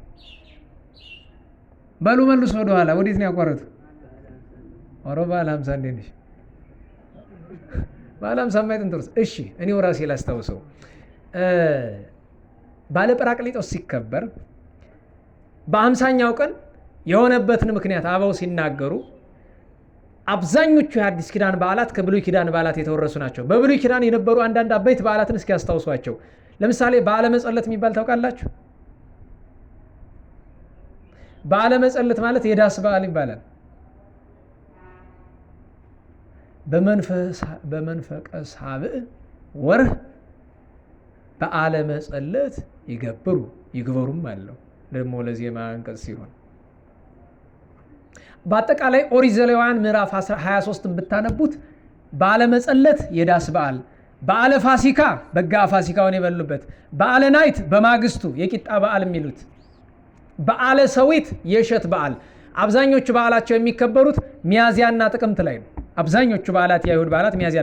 ከነዚህ መካከል በዓለ ሰዊት ማለት ከፋሲካ 7 ሳምንት ሄዶ ቀጥሎ በሚገኝ እሁድ ነው። የነሱ ፋሲካ እንደምታውቁት ሐሙስ ነው። ሐሙስ ፋሲካቸው ነው። አርብ የቂጣ በዓላቸው ነው። ቅዳሜ ሰንበት ነው። ከዚያ ቅዳሜ ጀምረው 7 ሳምንት ቆጥረው 50ኛው ቀን ማለት እሁድ ቀን ነው። እሸት ይዘው ለእግዚአብሔር መስዋዕት አማሃ የሚያቀርቡበት ቀን ነው። በዚያ አስፈንታ በበዓለ ፋሲካ በዓለ ትንሣኤ ገብቷል። ይቅርታ፣ በበዓለ ፋሲካ ስቅለት ገብቷል።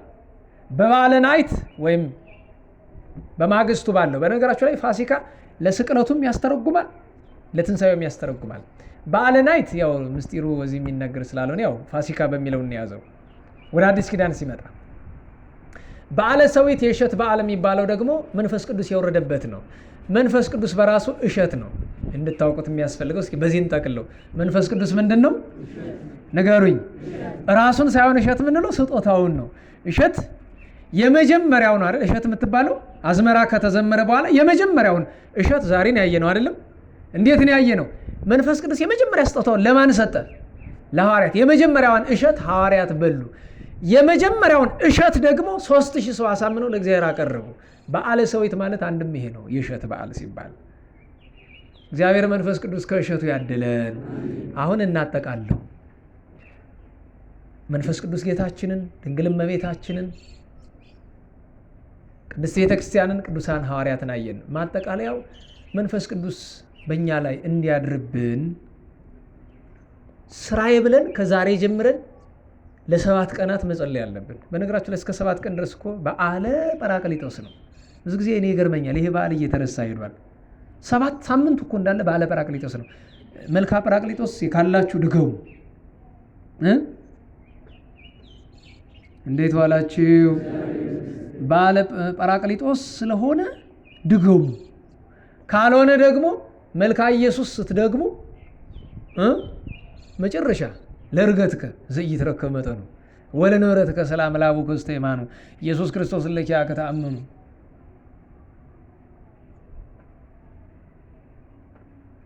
ማን ነው ቀጥሎ? ቅዱሳነ ዘማቤከ ወንጹሐነ ይኩኑ ጰራቅሊጦስ መንፈሰ ከፈኑ። እሷን አንድ።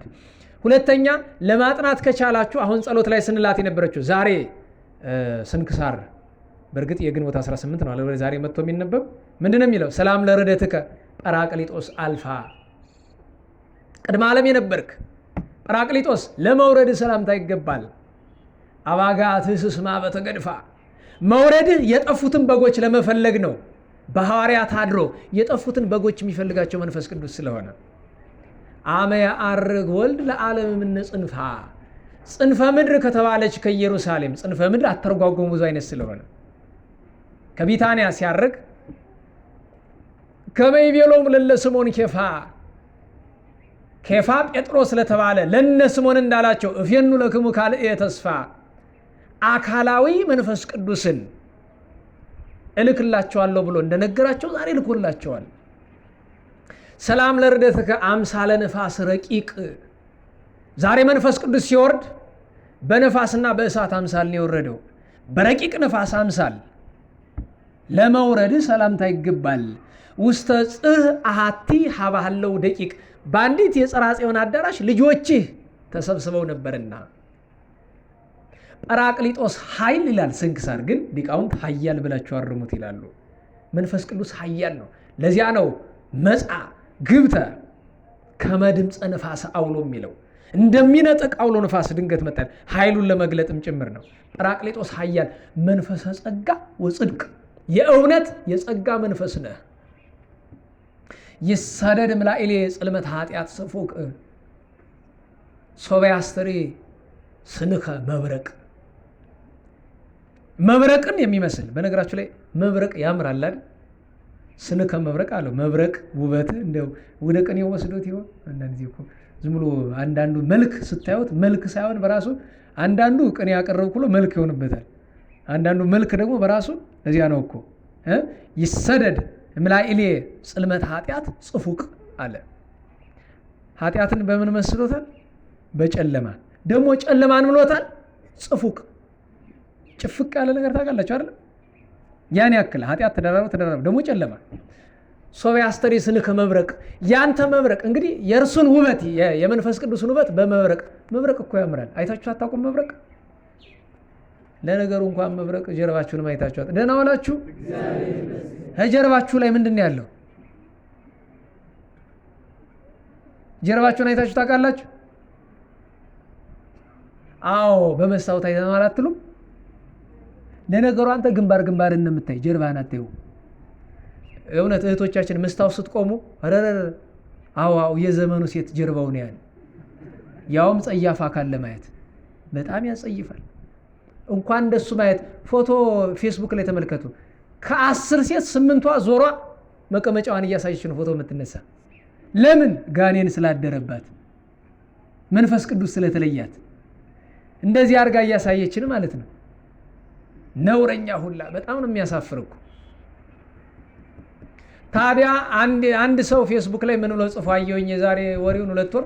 ለምንድን ነው እንዲህ የምታደርጉ ሲል ኮሜንት ላይ ምን ትላለች አንዷ? መብቴ ነው።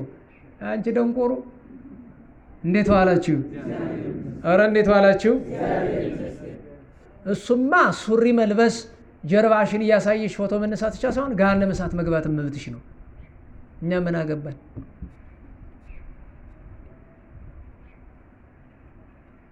መብረቅ አይታችሁ ታውቃላችሁ? አታውቁም? ኧረ ጉድ ፈልቶ ወይ እናውቃለን ወይ አናውቅም። ታውቃላችሁ? እንዴት ያለ ነው? የገጠር ሰው ምንድን ነው የሚል ዶሮ የሚመስል ይላላ። ዶሮ መስሎ መጥቶ ይላላ። ቀይ ዶሮ አይደል? መብረቅ ነው የሚመስል። የመንፈስ ቅዱስን ውበት ከመብረቅ ጋር የመሰለው መብረቅ ይህን ይመስላል ስለማይባል ነው። ወመለኮትሰ ኢይትከሀል ይትበሃል የአክል ዘንተ ወይ መስል ዘንተ መልክዐ ጰራቅሊጦስ። መንፈስ ቅዱስ ይሄን ያህላል ይሄን ይመስላል። ስለዚህ ከመብረቅ ጋር መሰለ። መብረቅ ምን እንደሚመስል አይታወቅም። አንዳንድ ጊዜ እሳት ይመስላል አይደል? ነገሩኝ እንጂ ፍጥነቱ እንደ ነፋስ ነው አይደለም? መንፈስ ቅዱስ በነፋስ በእሳት በመብረቅ መመሰሉ ለዛ ነው። መብረቅ ከዚህ ተነሳ እዚህ ደረሰ ይባላል። መንፈስ ቅዱስም እንደዚያ ነው። ለዚያ ነው ሰብአ አስተሪ ስነከ መብረቅ ሰላምም ለዛ አስተሪያው ምነዱ ይላል። በእሳት አምሳል ለታያቸው ለመንፈስ ቅዱስ ሰላምታ ይገባል። ውስተ አሐተኔ ደቂቅ ሀበ ተአለዱ። የመንፈስ ቅዱስ ልጆች በአንዲቱ ጽርሐ ጽዮን ተሰብስበው ነበረ። ኪያሁ መንፈሰ ነሲኦሙ ለለ አሐዱ። የእርሱን ጸጋ አንድ ባንድ ሁሉም ተቀብለው ሐዋርያት ለሰቢክ አይጉራት ዓለም ኦዱ። ሐዋርያት መንፈስ ቅዱስን ተቀብለው ዓለምን ዞሩ። ሰማዕትኒ ለሕማም ነገዱ ይላል። ሰማዕታት ለመከራ፣ ሐዋርያት ለስብከት የዞሩ መንፈስ ቅዱስን ተቀብለው ነው። እኛ ቤታችን ተጎልተን የቀረን ስላልተቀበልን ነው። የተቀበልን ቀን እንዞራለን። ለመቀበል ግን ንስሐ መግባት አለብን። እግረ መንገዱን እንድናስተውሎ የሚገባ ነገር ይህንን ሳምንት መንፈስ ቅዱስ ጌታችንን ጌታዬ መንፈስ ቅዱስ ሆይ ይቅር በለኝ እጠበኝ፣ መዝሙር 50ን እየደገማችሁ ህጽበኒ ወአንጽሐኒ እምኃጢአቴ ወማበሳይኒ አንጽሐኒ እስመ ለሌ አምር ጌጋዬ ወኃጢአቴኒ ቅድሜ ውእቱ በኩሉ ጊዜ ለከለ ባሕቲትከ ተአበስኩ ወእኩየኒ በቅድሜ ከገበርኩ እያላችሁ እያልን ልበ ንጹሐ ፍጥር ሊተ እግዚኦ እያልን አድነኒም ደም ከደም አድነኝ በሉ። በደንብ በሉ። ትርጉሙ ገብቷቸዋል። እኔም እንዳልገድል ሰውም እንዳይገለኝ ነው።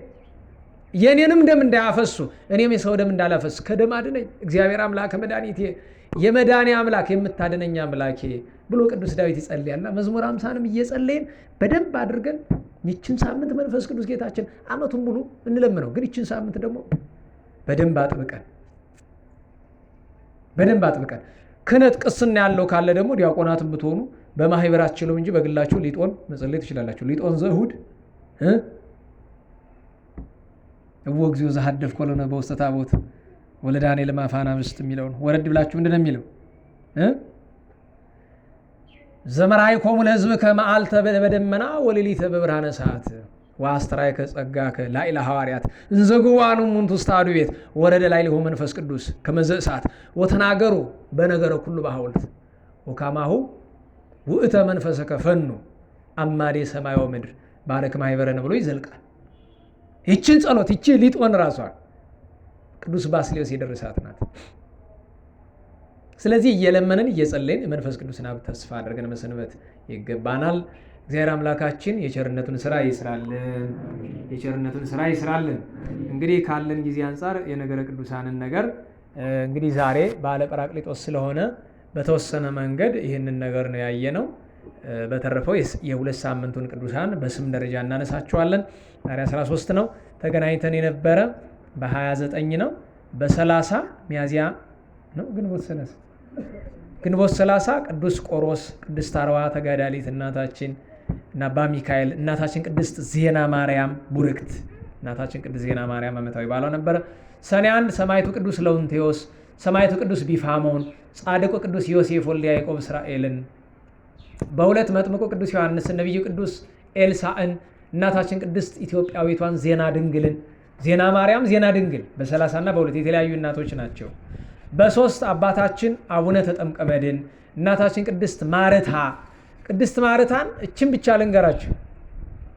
ቅድስት ማርታ በኃጢአት በዝሙት የምትኖር ግብፃዊ ሴት ናት። በጣም በከፍተኛ ኃጢአት እንደናዋላችሁ። ሁሉን በአጭር መቅጨት ጥሩ ነው። መጀመሪያ በልብስ ነው የጀመራት። ልብስ በመቀያየር ረስቸው በ17 አሁን በሚቀጥለው 17 አንተ ዘካርያው አለ ጥሩ አቡነ ገሪማ ዓመታዊ ባላቸው አይደል? በ17 አባለ ትጹን እንዲሁ አንድ ስራ ልስጣችሁ፣ ሁላችሁ አንዳንድ ልብስ ለኔ ቢጤ እንድትሰጡ። እንዲሁ ከሌለ ና እኔ ጋር ፈረንጅ ሀገር የመጣ ብዙ ልብስ አለ እሰጥሃለሁ፣ እሱ ነው ትሰጣለህ። ግን 2 ልብስ የሌለው የሚኖር አይመስለኝም። ሰምታችሁኛል? ሰምታችኋል ወይ? ሁላችሁም አንዳንድ ልብስ ትሰጣላችሁ። ደግሞ የተቀደደውን ያረጀውን መርጠህ አይደለም ደህናውን ነው። ሰምታችሁኛል? ምኑን ነው? ደህናውን ልብስ ነው። ለምን? የዚያን ቀን ልብስ ያለበሰ ሰው ቸሩ መድኃኔዓለም የብርሃን ልብስ ያለብሰዋል። እንዴት ካልከኝ የቅዱስ ኤጲፋንዮስን ገድል ተመልከት። አባ ሉኪያኖስ የለበሱትን ቃል ኪዳኑን አቡነ ገሪማ ገድልና የአባለ ትጹን ቃል ኪዳን ላይ ታገኘዋለህ። በ17 ክብረ በዓሉ እናከብራለን። ልብስ መስጠት ግዴታ ነው። እንዴት ዋላችሁ? ማነ ወልደ ኢየሱስ ደግሞ አስታውሰኝ አድርጉ ብዬ ተናገርኩ። እኔን ያስረሳኛል። ይገርማችኋል። እንዳታስረሳኝ አስታውስ። እኔ እዚህ አድርጉ አልኩኝ፣ እዛ እጅ ያስረሳኛል። ጠላት አውቁ እንዳትረሱ። እሺ እንዳትረሱ ነግሬያችኋለሁ። ደግሞ ወደ ሌላ ሂጄ ወደዚህ ልመለስ። እናታችን ቅድስት ማርታ በልብስ ነው የጀመራት። ኋላ ሲል ከአንድ ወንድ ጋር አደረች። ኃጢአት ጣፈጣት። ከ2 ጋር ሆነ፣ ከ5 ከ10 እዚያ በኋላ ቁጥሩ አይታወቅም። ኑ በሉ ብላ ገበያ ከፈተች። በዚህ ማዶ እንዳለው ማለት ነው የዝሙት ገበያ። ኋላ ወንዶች ሲያንስባት ቁጥር በነፃ ነው እያለች ከዚህ ሁሉ ኃጢአት በኋላ ግን አንድ ቀን እግዚአብሔር ጠራት። እኛ ጥሪ አንሰማም። ጥሪው እንዴት ነው? የጌታ ልደት በዓል ሊከበር ሲል እሷም እንደ ክርስቲያን ልብሷን ለማምሳ ለመሳለም ስትል ዘበኛው ተገርሞ ሊሞት። ደህና ዋላችሁ? አንቺ ልትገቢያው አትገቢም። አንቺ የረከስሽ ሰው እኮ ነሽ። ስንት ክርስቲያን በዝሙት ያረከስሽ አትገቢም አለ። እንዴ እገባለሁ፣ መብቴ ነው። እንደዚህ ዘመን ሰው መብቴ ነው አለ። አሁን እዚህ ጥበቃው ውጣ ቢልህ መብቴ ነው የምትላል። ተው መብቴ ነው አይባልም። ኧረ አባቴ ብሎ መለመን ነው እንጂ መብቴ ነው የለም። ሲከራከሩ እገባለሁ አትገባም ታለ ጠብ ሆነ፣ ጮኸች። ማን ይሰማል? ጳጳሱ። ቅዳሴ ነበረ የጌታ ልደት። ወጥቶ ምንድነው የምትረብሽ ማለት ልገባ ብዬ አላስገባኝ አለ። እኔ ለምን አልገባም ስላት አትገቢም። ጳጳሱ ለምን? አንቺ የረከስሽ ነሽ፣ ስንት ልጆችን ያበላሽሽ፣ አትገቢም አለቀሰች። አባቴ አለች አሏት። እዚያ ቅዱስ ዳዊት በመዝሙር 117 የተናገረው አለ። መጀመሪያ መዝሙር 40 ላይ ዘኖ መሰይ ነቅህኑንከ። እንዴት ዋላችሁ? የተኛ ሰው ብታዩ ተኝቶ ይቀራል? ይነሳል አይደል? የበደለ በድሎ ይቅር ይባላል? አባቴ እኔ በቃ ዝሙቱን ኃጢአቴን እተዋለሁ ብላለች። እንዴት አድርገው ይመኗት? እንዴት ዋላችሁ? ትታመናላችሁ? እኔ እኮ ብዙ አንዳንዱ ሰው የሆነ ነገር ሰጥቶ የማይታመን ብዙ ሰው አለ። አረ ብዙ ሰው ሳይሆን አብዛኞቻችን። እንዴት ልመንሽ አለት። አባቴ እንድታምነኝ ምን ላድርግ? በዝሙት የሰበሰብሽውን ንብረት አምጭና ፊቴ ላይ አቃጤው አላት። ደቂቃ አልወሰደባትም። አመታ እሳት ለቀቀችበት። አይመታደል? ለዚያ ነው ጌታ አመንዝራዎች ቀድመዋችሁ የእግዚአብሔር መንግስት ይገባሉ ብሎ ፈሪሳውያንን የተናገራቸው። አቃጠለችው። አሁንም ማመን አቃተው። አባቴ ምን ቀራለችው? የሴት ልጅ ዋና ጌጧ ጸጉሯ ነውና ተላጭ አላት። እዚያው ላይ ግፍፍ አድርጋ ጣለችለት። ተላጨች። አሁን አምኜሻለሁ ብሎ ንስሐ ሰጥቶ ገዳም 25 ዓመት ሙሉ ሰው ሳታይ በመጨረሻ ድዊ ፈውሳ ታምራት ሰርታ ቅድስት ወንጽሕት ተሐራሚት ተጋዳሊት ማርታ ተብላ ሰይጣንን ድል የነሳች ፍትወተ ስጋን በታርሞ ያሸነፈች በትርምት ያሸነፈች ንጽህናን ቅድስናን ገንዘብ ያደረገች ታምራት አድራጊ ትባላለች ቅድስት ማርታ። ይቻላል ያለው መንፈስ ቅዱስ ያ ነው በመጽሐፍ ቅዱስ ላይ። እግዚአብሔር አምላክ በረከቷን ያሳድረብን። እነ ቅዱስ ኮሪዮን እነ ቅዱስ ሂላሪዮን ነበሩ በ4 እነ ቅዱስ ሶፊያ ተጋዳሊት እነ ቅዱስ ዮሐንስ ዘአራቅሊ እና አባ ሳኑሲ ሌሎችም ነበሩ። በ5 ቅዱስ ያዕቆብ ምስራቃዊ ታላቁ አባ ብሶይ ገዳማዊ ግብፃዊ አባት ነው። የቅዱስ ጴጥሮስ ወንድም የተባለ እርሱም ዓመታዊ በዓሉ ነበረ። በ6 አባታችን አባ ቴዎድሮስን እንግዲህ ዘመነ አጸባ ነበርና መናፍቃን ሲያስቸግሩ ባህታዊ ሆኖ በቅድስና የሚኖር ነው። አረ ኦርቶዶክሳውያን ተቸገሩ፣ ቅዱስ አትናቴዎስ ተሰደደ፣ የሚያስተምር ጠፋ ሲባል መጣ። ከተማ ገዳማዊ ነው መጣ። ህባት እያደረ ቀን ቀን ያስተምራል። መናፍቃን የተከራከረ ምላሽ ያሳጣል። በዚህ ምክንያት መናፍቃን ገረፉት። ግርፋቱ ምንም አላለውም። ከፈረስ ጅራት ላይ እግሩን አሰሩትና ከተማውን በሙሉ ሲጎትቱት መጀመሪያ እጆቹ ሌላው አካሉ ሲቆራረጥ ቆይቶ መጨረሻ ላይ እግሩና አንገቱ ሲገነጠል ነፍሱ ከስጋው ተለየ እና እማባልከ ተመቲራ ለንተ ሰረረት ርስ እግዚአብሔር አስተቀጸላ በአክሊል ሥላሴ ያለ ደራሲ እሱን ነው። አካሉ አንገቱ ተቆርጣ ስትሄድ መንፈስ ቅዱስ እግዚአብሔር ተቀብሎ 3 አክሊል አሃዱ በእንተ ድንግልናሁ ይላል። አንዱ ድንግል ሆኖ ስለመነነ፣ ወካሉ በእንተ ምህሮቱ፣ ሁለተኛ ስላስተማረ እንደ ሐዋርያት የሐዋርያትን አክሊል፣ በመመነን የአባ እንጦንስን አክሊል፣ በማስተማር የሐዋርያትን አክሊል፣ ወሳልሱ በእንተ ክእወቱ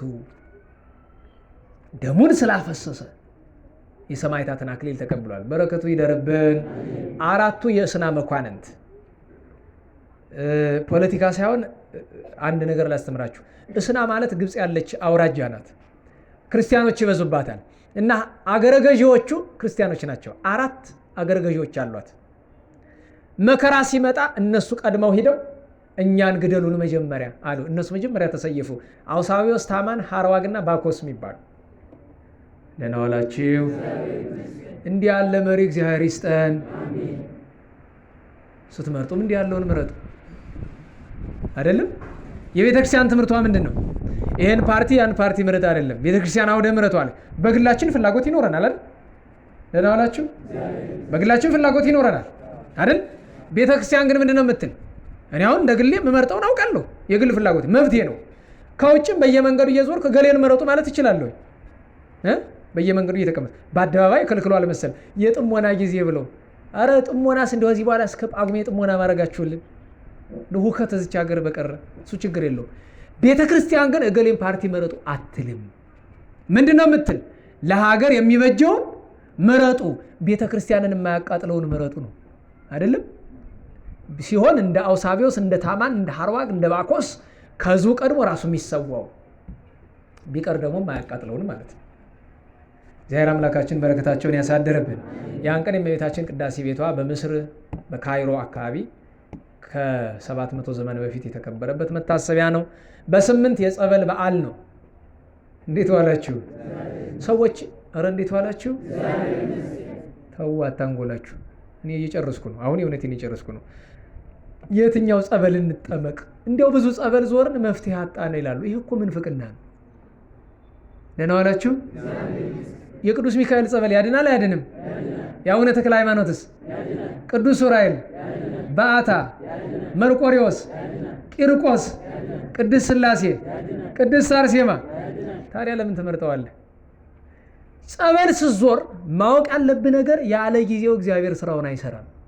ለዚያ ነው ስትዞር ቆይታ አንዱ ስትድን አይ እገሌ እኮ አዳነኝ እነዛ ሳያድኑኝ ትላለህ አይባልም። ለምሳሌ በቀደም አንድ ወንድም መጥቶ ቅድስት አርሴማ ለወራት ከቤተሰብ የሆነች ሰው ታማ ተጠመቀች፣ መፍትሄ አላገኘችም ሲለኝ ይኸውልህ ወንድሜ ጊዜው ስላልደረሰ ነው። እኔ ደግሞ እናቴ የታመመች እህቴ እግሯና እጇ ፓራላይዝ ሆኖ በ5 ደቂቃ ሐኪም አትድንም ብሏት 5 ደቂቃ ተጠምቃ እጇና እግሯ ቀንቶ ዛሬ 12ኛ ክፍል ተማሪ ነች። ደህና ዋላችሁ። አዲስ አበባ ቢሆን እልልታ ይቀልጥ ነበር፣ ግን እንዳትሉ አንወድም እንዲህ ያለ ነገር። በ5 ደቂቃ ጸበል ቅድስት አርሴማ እንግዲህ የእህታችንን እጇንም እግሯንም መለሰችላት። በ5 ደቂቃ ጸበል በቃ ሁሉም ይችላል። ግን ያንን መፍትሄ ስራ ይተውነ ባካችሁ። ቅድስት አርሴማ ለማዳን መፍትሄ ስራ ያስፈልጋታል። እንዴት ዋላችሁ? አረ እንዴት ዋላችሁ? ታምረ ማርያም አይበቃም፣ ታምረ ኢየሱስ አይበቃም፣ ገድለ ቅድስት አርሴማ ገድለ ቅዱሳን አይበቃም። ተው፣ ይህን መፍትሄ ስራ ይተውነ። ተው፣ ገንዘብ ፈልጋችሁ ትውልድ አታበላሹ፣ የሰይጣን ማደሪያ አታድርጉት። በነገራችሁ ላይ ጸላዔ ሰናያት ሳይለቅ ለቀኩ ይላል። መጥፎ ነው። ይህን ማወቅ አለባችሁ። ስለ ጸበል አንድ ይህንን ትምህርት ያዙ። ጸበል ምንድነው ትለኝ እንደሆነ የተቀደሰ ውሃ ነው እልሃለሁ።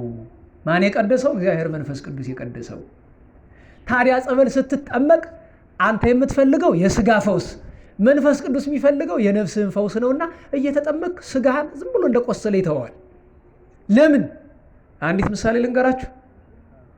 እሺ ተውት ካልፈለጋችሁ እኔ ምን ልንገራችሁ።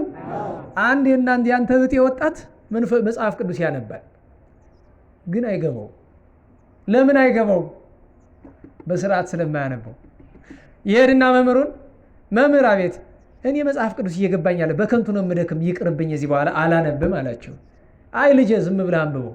እንዲህ ላይገባኝ ሆነ። ባይገባህም አንብበው። ምን አላችሁ? ባይጣፍጥህም ብላው ነው። ባይገባህም አንብበው። እንዴት አላችሁ? እሺ በቃ መጽሐፍ ቅዱስን ተውና እንግዲህ እኔን አገልግለኝ አሉት። እሺ አገለግሎታለሁ። የክሰል መያዣ ቅርጫት አለ፣ በዚህ ሄድና ከወንዝ ውሃ ቀዳልኛል። እንዴ አባታችን ቅርጫት እኮ ነው፣ ምን ውሃ ይይዛል? ክፍት አይደል እንዳለ? ቀዳልኝ አልኩ፣ ቀዳልኝ። እኔ ከፈለኩት ሳል ሄዶ ባዶውን ቅርጫት ይዞት መጣ። ቀዳ፣ ግን ያው ገና 10 እርምጃ ሳይራመድ ፈሶ አልቋል። አሁንም በማግስቱ ቀዳልኝ። አባታችን ቀዳልኩ እኮ ቀርቶ ለብዙ ቀናት እንዲያለ ተመላለሰ። መጨረሻ ላይ አባ እዚህ በኋላ አያድክሙኝ፣ እሷ ውሃ ላይ ያገኙ እኔ ለምን ያደክሙኛል ብሎ ቁጭ አደረገው። ልጅ ችግር እኮ እሱ ነው አሉት። ምንድን ነው ሲላቸው ቅርጫቱን እስኪ ተመልከተው አሉት። ትክ ብሎ አየው። የመጀመሪያ ቀን ስሰጥ ምን ነበረ? የከሰል ቅርጫት አይደለም፣ ጥቁር ነበር። ሲያየው ምን ሆኗል? ነጽቶ ጽሩ ይሆኖ ጠርቶ ገረመው። አየህ ልጄ ይሄ ቅርጫት ውሃ አያመጣም፣ ቢያንስ ግን ታጥቧል። አንተ የምታነበው ላይገባ ይችላል፣ ቢያንስ ግን ውስጥ ያለውን ክፋት ይጠርግልሃል፣ ጠላትን ያርቅልሃል። አንብበው። እሺ አባቴ ብሎ አነበበ። አይገባኝም አይባልም፣ ዝም ብለህ አንብብ። ገብታችኋል? ጸበል ስትጠመቅ አንተ የምትፈልጋት ያቺ ቁስል ያቺ ችግር እንድትፈታ ነው። የለም መንፈስ ቅዱስ ሌላውን ብዙ ችግር እየፈታ ነው። ተረድታችሁኛል? ያ ጸበል ለመጀመሪያ ጊዜ የተፈለቀ በሐዲስ ኪዳን ከእመቤታችን እግር ላይ። ለዚያ ነው ጸበል በብዛት በእመቤታችን ስም የሚሆነው። እግዚአብሔር አምላካችን በረከቷን ያሳደረብን። ቅዳሴ ቤቷም የዛን ቀን ነበረን። እነ ቅድስት ትምዳ ሌሎችም ቅዱሳን ነበሩ። በ9 ነቢዩ ቅዱስ ሳሙኤል፣ በ10 የቅድስት ቤተክርስቲያን ዓመታዊ የተድላ በዓሏ ነው፣ የደስታ በዓሏ ነው። እነ ቅዱስ አቅሊሞስ፣ እነ ነአን፣ እነ ይስካ ያን ቀን ዓመታዊ በዓላቸው ነበር። እነ ዲባሞን፣ ዮና፣ ደባሞን፣ ብስጣሞን፣ እናታቸው ቅድስት ሶፊያ፣ አውሎጊስ፣ ዋርስኖፋ ይለዋል ደራሲ ዓመታዊ በዓላቸው ነበር። በ11 ማር ገላውዲዮስ እዚያ በስፍራው አይተናል። ክልሉ ሰማዕት አቡነ ገላውዲዮስንም አይተናል። 11 አቡነ ገብረ ኢየሱስ በግብፅ የነበሩ ኢትዮጵያዊ ገዳማዊ። ሌሎችም በዓላት ነበሩ። እነ ቅዱስ ክርስቶስ ክብራን እና አባ ክርዳኑን ጨምሮ ማለት ነው፣ 40 ሰማዕታትን ጨምሮ። በ12 ቅዱስ ሚካኤል ነው። ቅዱስ ሚካኤል በነገራችሁ ላይ የሰኔ በዓሉ ከሁሉ በዓል ይበልጣል። ብዙ ጊዜ ወደ ህዳር ብዙዎቻችን እናድናለን እንጂ ሰኔ ይበልጣል። አንደኛ ሲመቱ ነው፣ ሁለተኛ ቅዳሴ ቤቱ ነው፣ ሶስተኛ በጣም ብዙ ተአምራቱን የገለጸበት ዕለት ነው ቅዱስ ሚካኤል። ቅዱስ ሚካኤልን እዚያ አራዳ ላሉ ልጆች እንደነገርኳቸው ለእናንተም ልድገምላችሁ። ቅዱስ ሚካኤልን እንወደዋለን? ነገሩኝ።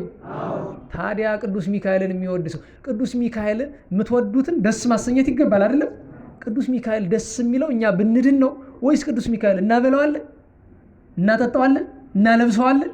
ደስታው ምንድን ነው? በአንድ ኃጢአተኛ ሰው ንስሐ መግባት በሰማያት የእግዚአብሔር መላእክት ደስታ ያደርጋሉ አላለም ጌታ? ንገሩኝ፣ አረ ንገሩኝ። የእነዚህ ሁሉ መላእክት አለቃቸው ማን ነው? ታዲያ ንስሐ ገብተን ደስ አናሰኘው? ከወደድከው እንዲህ ነው ማድረግ። ከዚያ ንስሐ ትገባና መጥተህ ደግሞ እዚህ ምን እናድርግ? ዛሬ እዚያ መንፈስ ቅዱስ ወረደ። ቅዱሳን ሐዋርያት ነቢዩ ቅዱስ ኢዩኤል በምዕራፍ 2 ቁጥር 28 እንደተናገረው ወምድረዝ እሰውጥ እምነ መንፈስየ ዲበ ኩሉ ዘሥጋ ብሎ የተናገረው ነገር ከተፈጸመ በኋላ በ72 ቋንቋ። በነገራችሁ ላይ አንድ ምስጢር ልንገራችሁ። ደህና ዋላችሁ? ኧረ እንዴት ዋላችሁ? ቅዱስ ጴጥሮስ ሲያስተምር ዕብራይስጥኛ የማይችሉ ሰዎች በስፍራው ነበሩ። እሱ በዕብራይስጥኛ እየተናገረ ለእነሱ የሚሰማቸው ግን በራሳቸው ቋንቋ ነው። አይገርም? 72 ቋንቋ መግለጥ ብቻ አይደለም መንፈስ ቅዱስ ስራው። እሱ የሚናገረው በዕብራይስጥኛ፣ እነሱ መንፈስ ቅዱስ እነሱ በገዛ ቋንቋቸው እንዲሰሙት ያደርግ ነበር። ኋላ 3000 ሰው አምነው ምን አለ? አሃዊነ ምን ተንግብር፣ ሐዋርያትን ምን ይሏቸዋል? ወንድሞቻችን ምን እናድርግ? የዋሃኑ ነው። ሐዋርያት ወንድሞቻችን ናቸው አይደሉም። አጋይስቲነ ጌቶቻችን፣ አበዊነ አባቶቻችን፣ መምህራኒነ መምህሮቻችን አይደለም።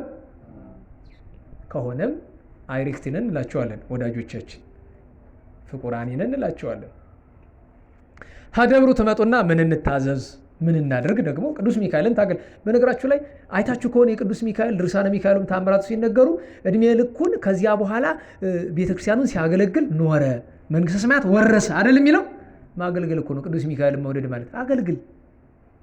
እንዴት ነው የምታገለግለው? አሁን ማጽዳት። አሁን ለምሳሌ የምታየውን ሳሩ ቀጠማው ትናንት የተነጠፈው ትናንት ያነጠፈ መልካም አገልግሏል፣ ግን ደግሞ መጠረግ አለበት። እሺ 1 ቀኑ ለ3 ቀን ይቆይ፣ ግን መጠረግ አለበት። የቅዱስ ሚካኤል ቤተክርስቲያኑ የሚጠረግ ክብረ በዓል ተጠብቀው ነው። ለምን በሳምንት 1 ቀን አጠርጉት? ደብሩን አይደለም እናንተ። ይህ አገልግሎት አይደለም? አገልግሎትም አየህ፣ እሱ ብቻ አይደለም፣ ሌላ ብዙ አገልግሎት አለ። አትክልቱን የሚንከባከብ ሰው ካለ ጥሩ፣ ከሌለ መንከባከብ ነው። ከሁሉ በላይ ግን ንስሐ መግባትን የመሰለ አገልግሎት የለም። እግዚአብሔር አምላካችን በቅዱስ መልአክ ረድኤት ይጠብቀን። ለምን ስለ ቅዱስ ሚካኤል ታሪክ ከጀመርኩኝ ማደራችን ነው ብዬ ነው። ወደዚያኛው ጉባኤ ጥቂት እንሞክራለን። ያ ቀን ግን ሌሎች ብዙ በዓላት የነበሩ እነ ቅዱስ ባሄራን ቀሲስ፣ እነ ቅዱስ ታፎሚያ፣ እነ ቅዱስ አስተራኒቆስ፣ እነ ቅዱስ ለእስክንድሮስ፣ እነ ቅዱስ ዮስጦስ፣ እነ ቅዱስ ቄርሎስ ሊቃነ ጳጳሳት ናቸው። ትልቁ የኢትዮጵያውያን በዓላችን ግን ሐናፄ መቅደስ በጥበብ የተባለ ቅዱስ ላሊበላ ነው። ስለ መሸ ታሪኩን ለዚያኛው ለረቡዕ ጉባኤ እንተዋለን። ቅዱስ ላሊበላ ዓመታዊ በዓሉ ተከብሮለታል። ዛሬ አባ ዮሐንስ ዘኢየሩሳሌም፣ ዛሬ ቅዱስ ገብርኤል ሊቀ መላእክት፣ ዛሬ ቅዱስ ቃይናን ወልደ ሄኖስ ወልደ ሴት ወልደ አዳም ዓመታዊ በዓላቸው ነው። ከነገ ጀምሮ ከሚከበሩ በዓላት በ15 ሚናስን፣ በ16 ባህታውያንን፣ በ17 አቡነ ገሪማ፣ አቡነ ለትጹን ዘምስለ አባ ጰላሞን እንድናስብ አደራ። በ20 እና በ21 የእመቤታችን በዓል ነው። የመጨረሻ የሚሆነው ነገ ያለውን የሀገር ስራ እግዚአብሔር በሰላም አስጀምሮ በሰላም ያስፈጽምልን። ሀገራችን ኢትዮጵያን ሰላም ያድርግልን። አውደ ዓመትን ተከትሎ ከሚመጣ መቅሰፍት እንደ ሃይማኖቱ፣ ምርጫን ተከትሎ ከሚመጣ ግርግር እንደ ፖለቲካው ቸሩ መድኃኔዓለም ይሰውረን። መንፈስ ቅዱስ ጌታችን ምሕረቱን ጸጋውን የእመቤታችን ጣዕመ ፍቅሯን የቅዱሳንን በረከት በሁላችን ላይ ያሳድርብን። ሁላችን ለምስጋና እንነሳ።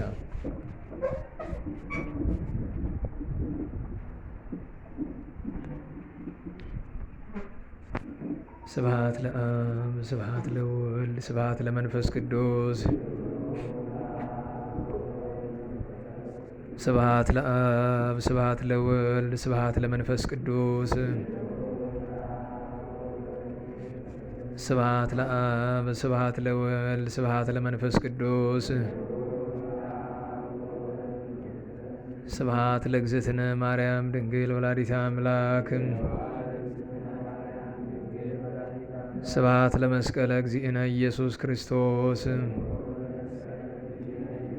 ክርስቶስ በምሕረቱ ይዘከረንም አመዳግም ምጽአቱ እያስታፍረንም ለሰቦተ ስሙ ያንቀሃንም ወበአምልኮቱ ያጽንአንም እግዝእትነ ማርያም አዕርጊ ጸሎተነ ወአስተስሪ ኩሎ ኃጢአተነ ቅድመ መንበሩ ለእግዚእነ ለዛብልአነ ዘእንተ ህብስተ ወለዘአስተየነ ዘእንተ ጽዋአ ወለዘሰርአ ለነ ሲሳየነ ወአራዘነ ወለዘተአገሰ ለነ ኩሎ ኃጢአተነ ወለዘወሃበነ ሥጋሁ ቅዱሰ ወደሞ ክቡረ ወለዘአብጽሐነ እስከ ዛቲ ሰዓት እስመ ለዓለም ምሕረቱ ናብሎቱ ስብሐተ ወአኮቴተ እግዚአብሔር ልዑል ወለወላዲቱ ድንግል ወለመስቀሉ ክቡር ይትአኮት ወይትሰብሐ ስሙ ለእግዚአብሔር ወትረ በኩሉ ጊዜ ወበኩሉ ሰዓት ስብሐት ለአብ ወወልድ ወመንፈስ ቅዱስ ይእዜኒ ወዘልፈኒ ወለዓለመ ዓለም አሜን። አውሎግሶን አውሎግሶን አውሎግሶን በእንተ አብ ወወልድ ወመንፈስ ቅዱስ አቀበት ለወጡ ቁልቁለት ለወረዱ ርጥብለት የሰባቸው ደረቅ ለነደደባቸው ለረዱ ለተራዱ ለዘከሩ ላዘከሩ ስመ እግዚአብሔር ስመ ማርያም ድንግል ስመ ቅዱሳን ለጠሩ ለእግዚአብሔር አስበ ቅዱሳን ይሰብልን። ጸሎተ እግዝእትነ ማርያም እንበል። ሰላም ለኪ ዘንሰግድ ንብለኪ ንግሥተ አድኖ ማርያም ምን አስተበቋኪ ማርያናዊት ማይጸነብኪ በእንታና ምኪ ወያቄ ማቦኪ ማህበረ ነዮም ድንግል ባረኪ ጸሎተ እግዝእትነ ማርያም ድንግል ወላዲተ አምላክ ተአብዮ ነፍሴ ለእግዚአብሔር ወተታሰይ መንፈሴ በአምላኪው መድኃኒ እስመ ርእየ ሕማማ ለአመቱ ናሁ ሚዜስ ያስተበጽኡኒ ኩሉ ትውልድ እስመ ገብረ ሌተ ኃይለ አብያተ ወቅዱስ ስሙ ወሳይሉኒ ለትውልደ ትውልድ ለለ ይፈርህዎ ገብረ ኃይለ በመዝራይቱ ወዘረዎሙ ለለ ያብዩ ህሊና ለቦሙ ወነሰቶሙ ለኃያላን መናብርቲሆሙ አይቤሆሙ ለትሑታን ወአጽገቦሙ በረከቱ ለርቡባን ወፈኖሙ ራቆሙ ለብዑላን ወተወክፎ ለእስራኤል ቁልኤሁ ወተዘከረ ሳይሉ ዘይቤሎሙ ለአበዊነ ለአብርሃም ወለዘሩ እስከ ለዓለም ባርክነ ቀድስነ አንጽህነ እግዝእትነ ፍትሕነ እማእሰሪው ለሰይጣን እሙ ለበልህን ወለተ ብርሃን ኦ መዝገበ በረከት መዝገበ ቅድሳት መዝገበ ንጽ መዝገበ ርኅራኄ መዝገበ የዋሃት ባረክነ በእድኪ በከመ ባረኪ ወለኤፍሬም ፍቁርኪ በበረከተ ወልድኪ ወአቡ ወመንፈስ ቅዱስ ስብሐት ለአብ ወወልድ ወመንፈስ ቅዱስ ለዓለሙ ለዓለመ ዓለም። ሰላም ለርደትከ ጰራቅሊጦስ አልፋ አባግአት ህስስማ በተገድፋ አመ ያዐርግ ወልድ ለዓለም እምነ ጽንፋ ከመ ይቤሎሙ ለለ ስምዖን ኬፋ እፌኑ ለክሙ ካልእየ ተስፋ ሰላም ለርደትከ አምሳለ ነፋስ ረቂቅ ውስተ ጽርሐቲ ሀባለው ደቂቅ ጰራቅሊጦስ ኃያል መንፈሰ ጸጋ ወጽድቅ ይሰደድ እምላዕሌነ ጽልመተ ኃጢአት ጽፉቅ ሰብአ ያስተሪ ስንከ መብረቅ ሰላም እብለዛ አስተርያዎሙ ነዱ ውስተ ሀተን የደቂቅ ሀበተ አለዱ ኪያሁ መንፈሰ ነሲኦሙ ለለ አሐዱ ሐዋርያት ለሰቢት አይጉራት ዓለም ኦዱ ሰማዕትኒ ለሕማም ነገዱ ሰላም ለአብ ዘእምቅድመ ዓለም ነጋሴ ለወልድ ሰላም ሥጋ ማርያም ለባሴ ለመንፈስ ቅዱስ ሰላም ኃጢአት ዓለም ደምሳሴ ኃይልየ ሥላሴ ወፀወንየ ሥላሴ በስመ ሥላሴ እቀጠቅጥ ከይሴ ሰላም ለክሙ እንጦንሶ መቃርስ አቢብ ሲኖዳ ገብረ መንፈስ ቅዱስ ለባርኮትነ ውስተ ጽርሐ ዛቲ መቅደስ ተክለ ሃይማኖት አንውሬዎስ ኤዎስጣቴዎስ ሳሙኤል ተክለ አልፋ በብኑዳ ኪሮስ ነአ ሀቤ ዳዊት ንጉሠ እስራኤል በዓለ መዝሙር ሰናይ ወጥው መቃል ታለበውኒ ነገረው ፍካሬ ኩሉ አምሳል ከመሰብሖ ለእግዚአብሔር ልዑሎ ከመወድሳ ለማርያም ድንግል እንዘ ጸርወ እብል ማርያም ንጽሕት ድንግል ወላዲተ አምላክ ማእምንት ሰአሊተ ምሕረት ለውሉደ ሰብ ሰአሊ ለነ ሀበ ክርስቶስ ወልድኪ ስረይ ኃጢአተነ ሰአሊ ለነ ቅድስት ጸሎታ ለማርያም ወስለታ ያድነን እማት ወልዳ ጸሎታ ለማርያም ወስለታ ለሕዝበ ክርስቲያን ለነፍሳተ ሙታን ለመካናቲነ ደብረ መድኃኒት ወደብረ ገነት ወመንበረ መንግስት ለቤተ ክርስቲያን ቅድስት ወለሀገሪትነ ኢትዮጵያ ይቀቡን እማት ወልዳ ጸሎታ ለማርያም ወስለታ ለአግብርታ ወላይ ማታ ይኩነነ ከመወልታ በጸሎትሽ ወበስለትሽ ለአበው ንጹሐን ለቅዱስ ኤፍሬም ለአባ ሕርያቆስ ለአባ ጊዮርጊስ ለአባ ሳሙኤል ለቅዱስ ደቅሲዮስ ለያሬድ ማሕሌታዊ ለአባ ኪሮስ ለአባ መባጽዮን ለአቡነ ዘርዓ ያዕቆብ ለብፁዕ ገብረ ክርስቶስ ለቅዱስ ዮሐንስ አፈወርቅ ለአባ ጽየ ድንግል ለአባ ዮሐንስ ዘደማስቆ ለአባ ሳሙኤል ዘደብረ ቀልሞን ለቅዱስ ዮሐንስ ወልደ ነጎድጓድ ለቅዱስ ቄርሎስ አምደ ሃይማኖት ለአቡነ አቢብ ለንጹሐት አንስት ለክቡራን ሐዋርያት የተለመንሽ ድንግል እመቤታችን ለእኛም ተለመኝን። ጽንዕት በድንግልና ስርጉት በቅድስና እመቤታችን ጸጋውን ክብሩን እንዳይነሳን ለምኝልን። አይምሮውን ለቦውን ጥበቡን ፍቅርሽን መዓዛሽን በልቡናችን ሳይልን አሳድርልን። የቸርነት ባለቤት ጌታችን አምላካችን መንፈስ ቅዱስ ሀገራችንን ቤተክርስቲያንን ከመከራው እንዲጠብቅልን ለንስሐ ሞት እንዲያበቃን በስደት በጭንቀት በመከራ በእስራት በደዌ ያሉትን ሁሉ በምሕረቱ እንዲያስብልን ለጸሎት በቆማችሁ ጊዜ አትርሱን የሚሉንን ሁሉ በምሕረቱ በይቅርታው እንዲያስብልን እህታችን ወለተ ሩፋኤልን ወለተ ጻድቅን አጸደ ማርያምን የቅድስት ሥላሴ ልጆቹን ሁሉ በያሉበት በምሕረቱ እንዲጠብቅልን የሞቱ ወገኖቻችን ነፍሳቸው እንዲምርልን የአባታችን የገብረ መስቀል የወንድሞቻችን የገብረ ማርያም የወልደ ተክለ ሃይማኖት የእህታችን የወለተ ማርያምን ነፍስ በአብርሃም በይስሐቅ በያዕቆብ አጠገብ እንዲያኖርልን እኛንም ለንስሐ ሞት እንዲያበቃን ከእመቤታችን ጣዕመ ፍቅሯን ከንጹሐን በረከት እንዲያሳድርብን በኃይለ መስቀሉ እንዲጠብቀን ጾሞ ለማበረከት እንዲያበቃን ጾመ አኮቴት እንዲያደርግልን ሰላም በዋልን ምሕረቱ ሰላም እንዲያሳድረን ቅዱስ ስሙን አቡነ ዘበሰማያት ብለን እንጥራም።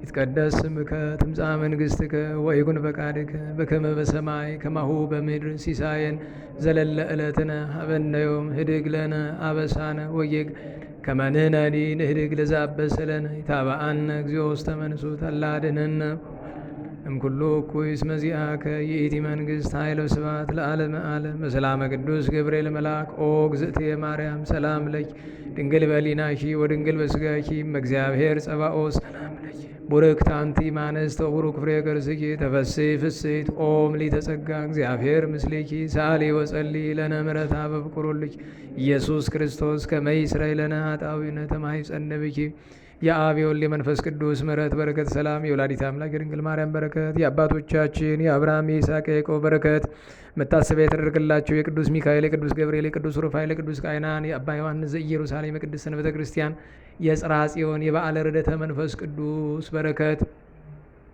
የቅዱስ አስከናፍር የ13ቱ ግሁሳን የአባ አርሳኒዎስ የአባ ተክለ ማርያም የአባ ዘርአ ቡሩክ የ99ኙ አእላፍ ነገደ መላእክት በረከት የነቢያት የሐዋርያት የጻድቃን የሰማዕታት የደናግል የመነኮሳት የቅድስት ቤተ ክርስቲያን በረከት የቅዱስና የንጹሕ መስቀሉ በረከት በምናምን በእኛ ላይ በሁሉ ሕዝበ ክርስቲያን በሀገራችን ኢትዮጵያም ላይ ዛሬም ዘወትር መጽፈ ድርብ ይሁን። ለጸሎት ስለነበረን ጊዜ ቅዱስ አምላካችን እግዚአብሔር ስሙ የተመሰገነ ይሁን የተመሰገነ ይሁን። ያው የዓመት ክብረ በዓል ሆኖ ሰዓቲቱን ትንሽ ገፋ አርገናታል። ወደ 1 ሰዓት አካባቢ ደርሷል።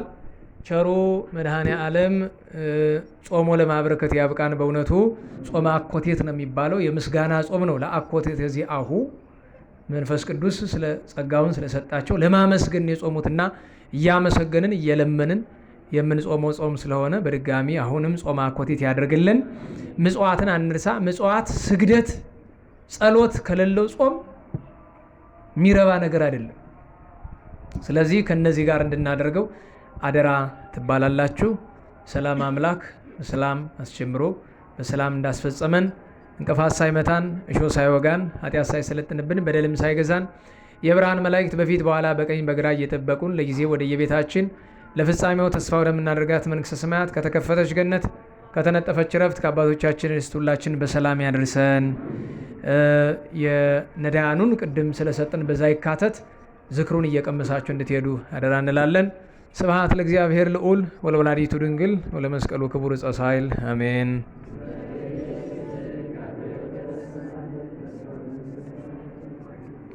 አንድ ጊዜ ብቻ በግዙ እንላለን።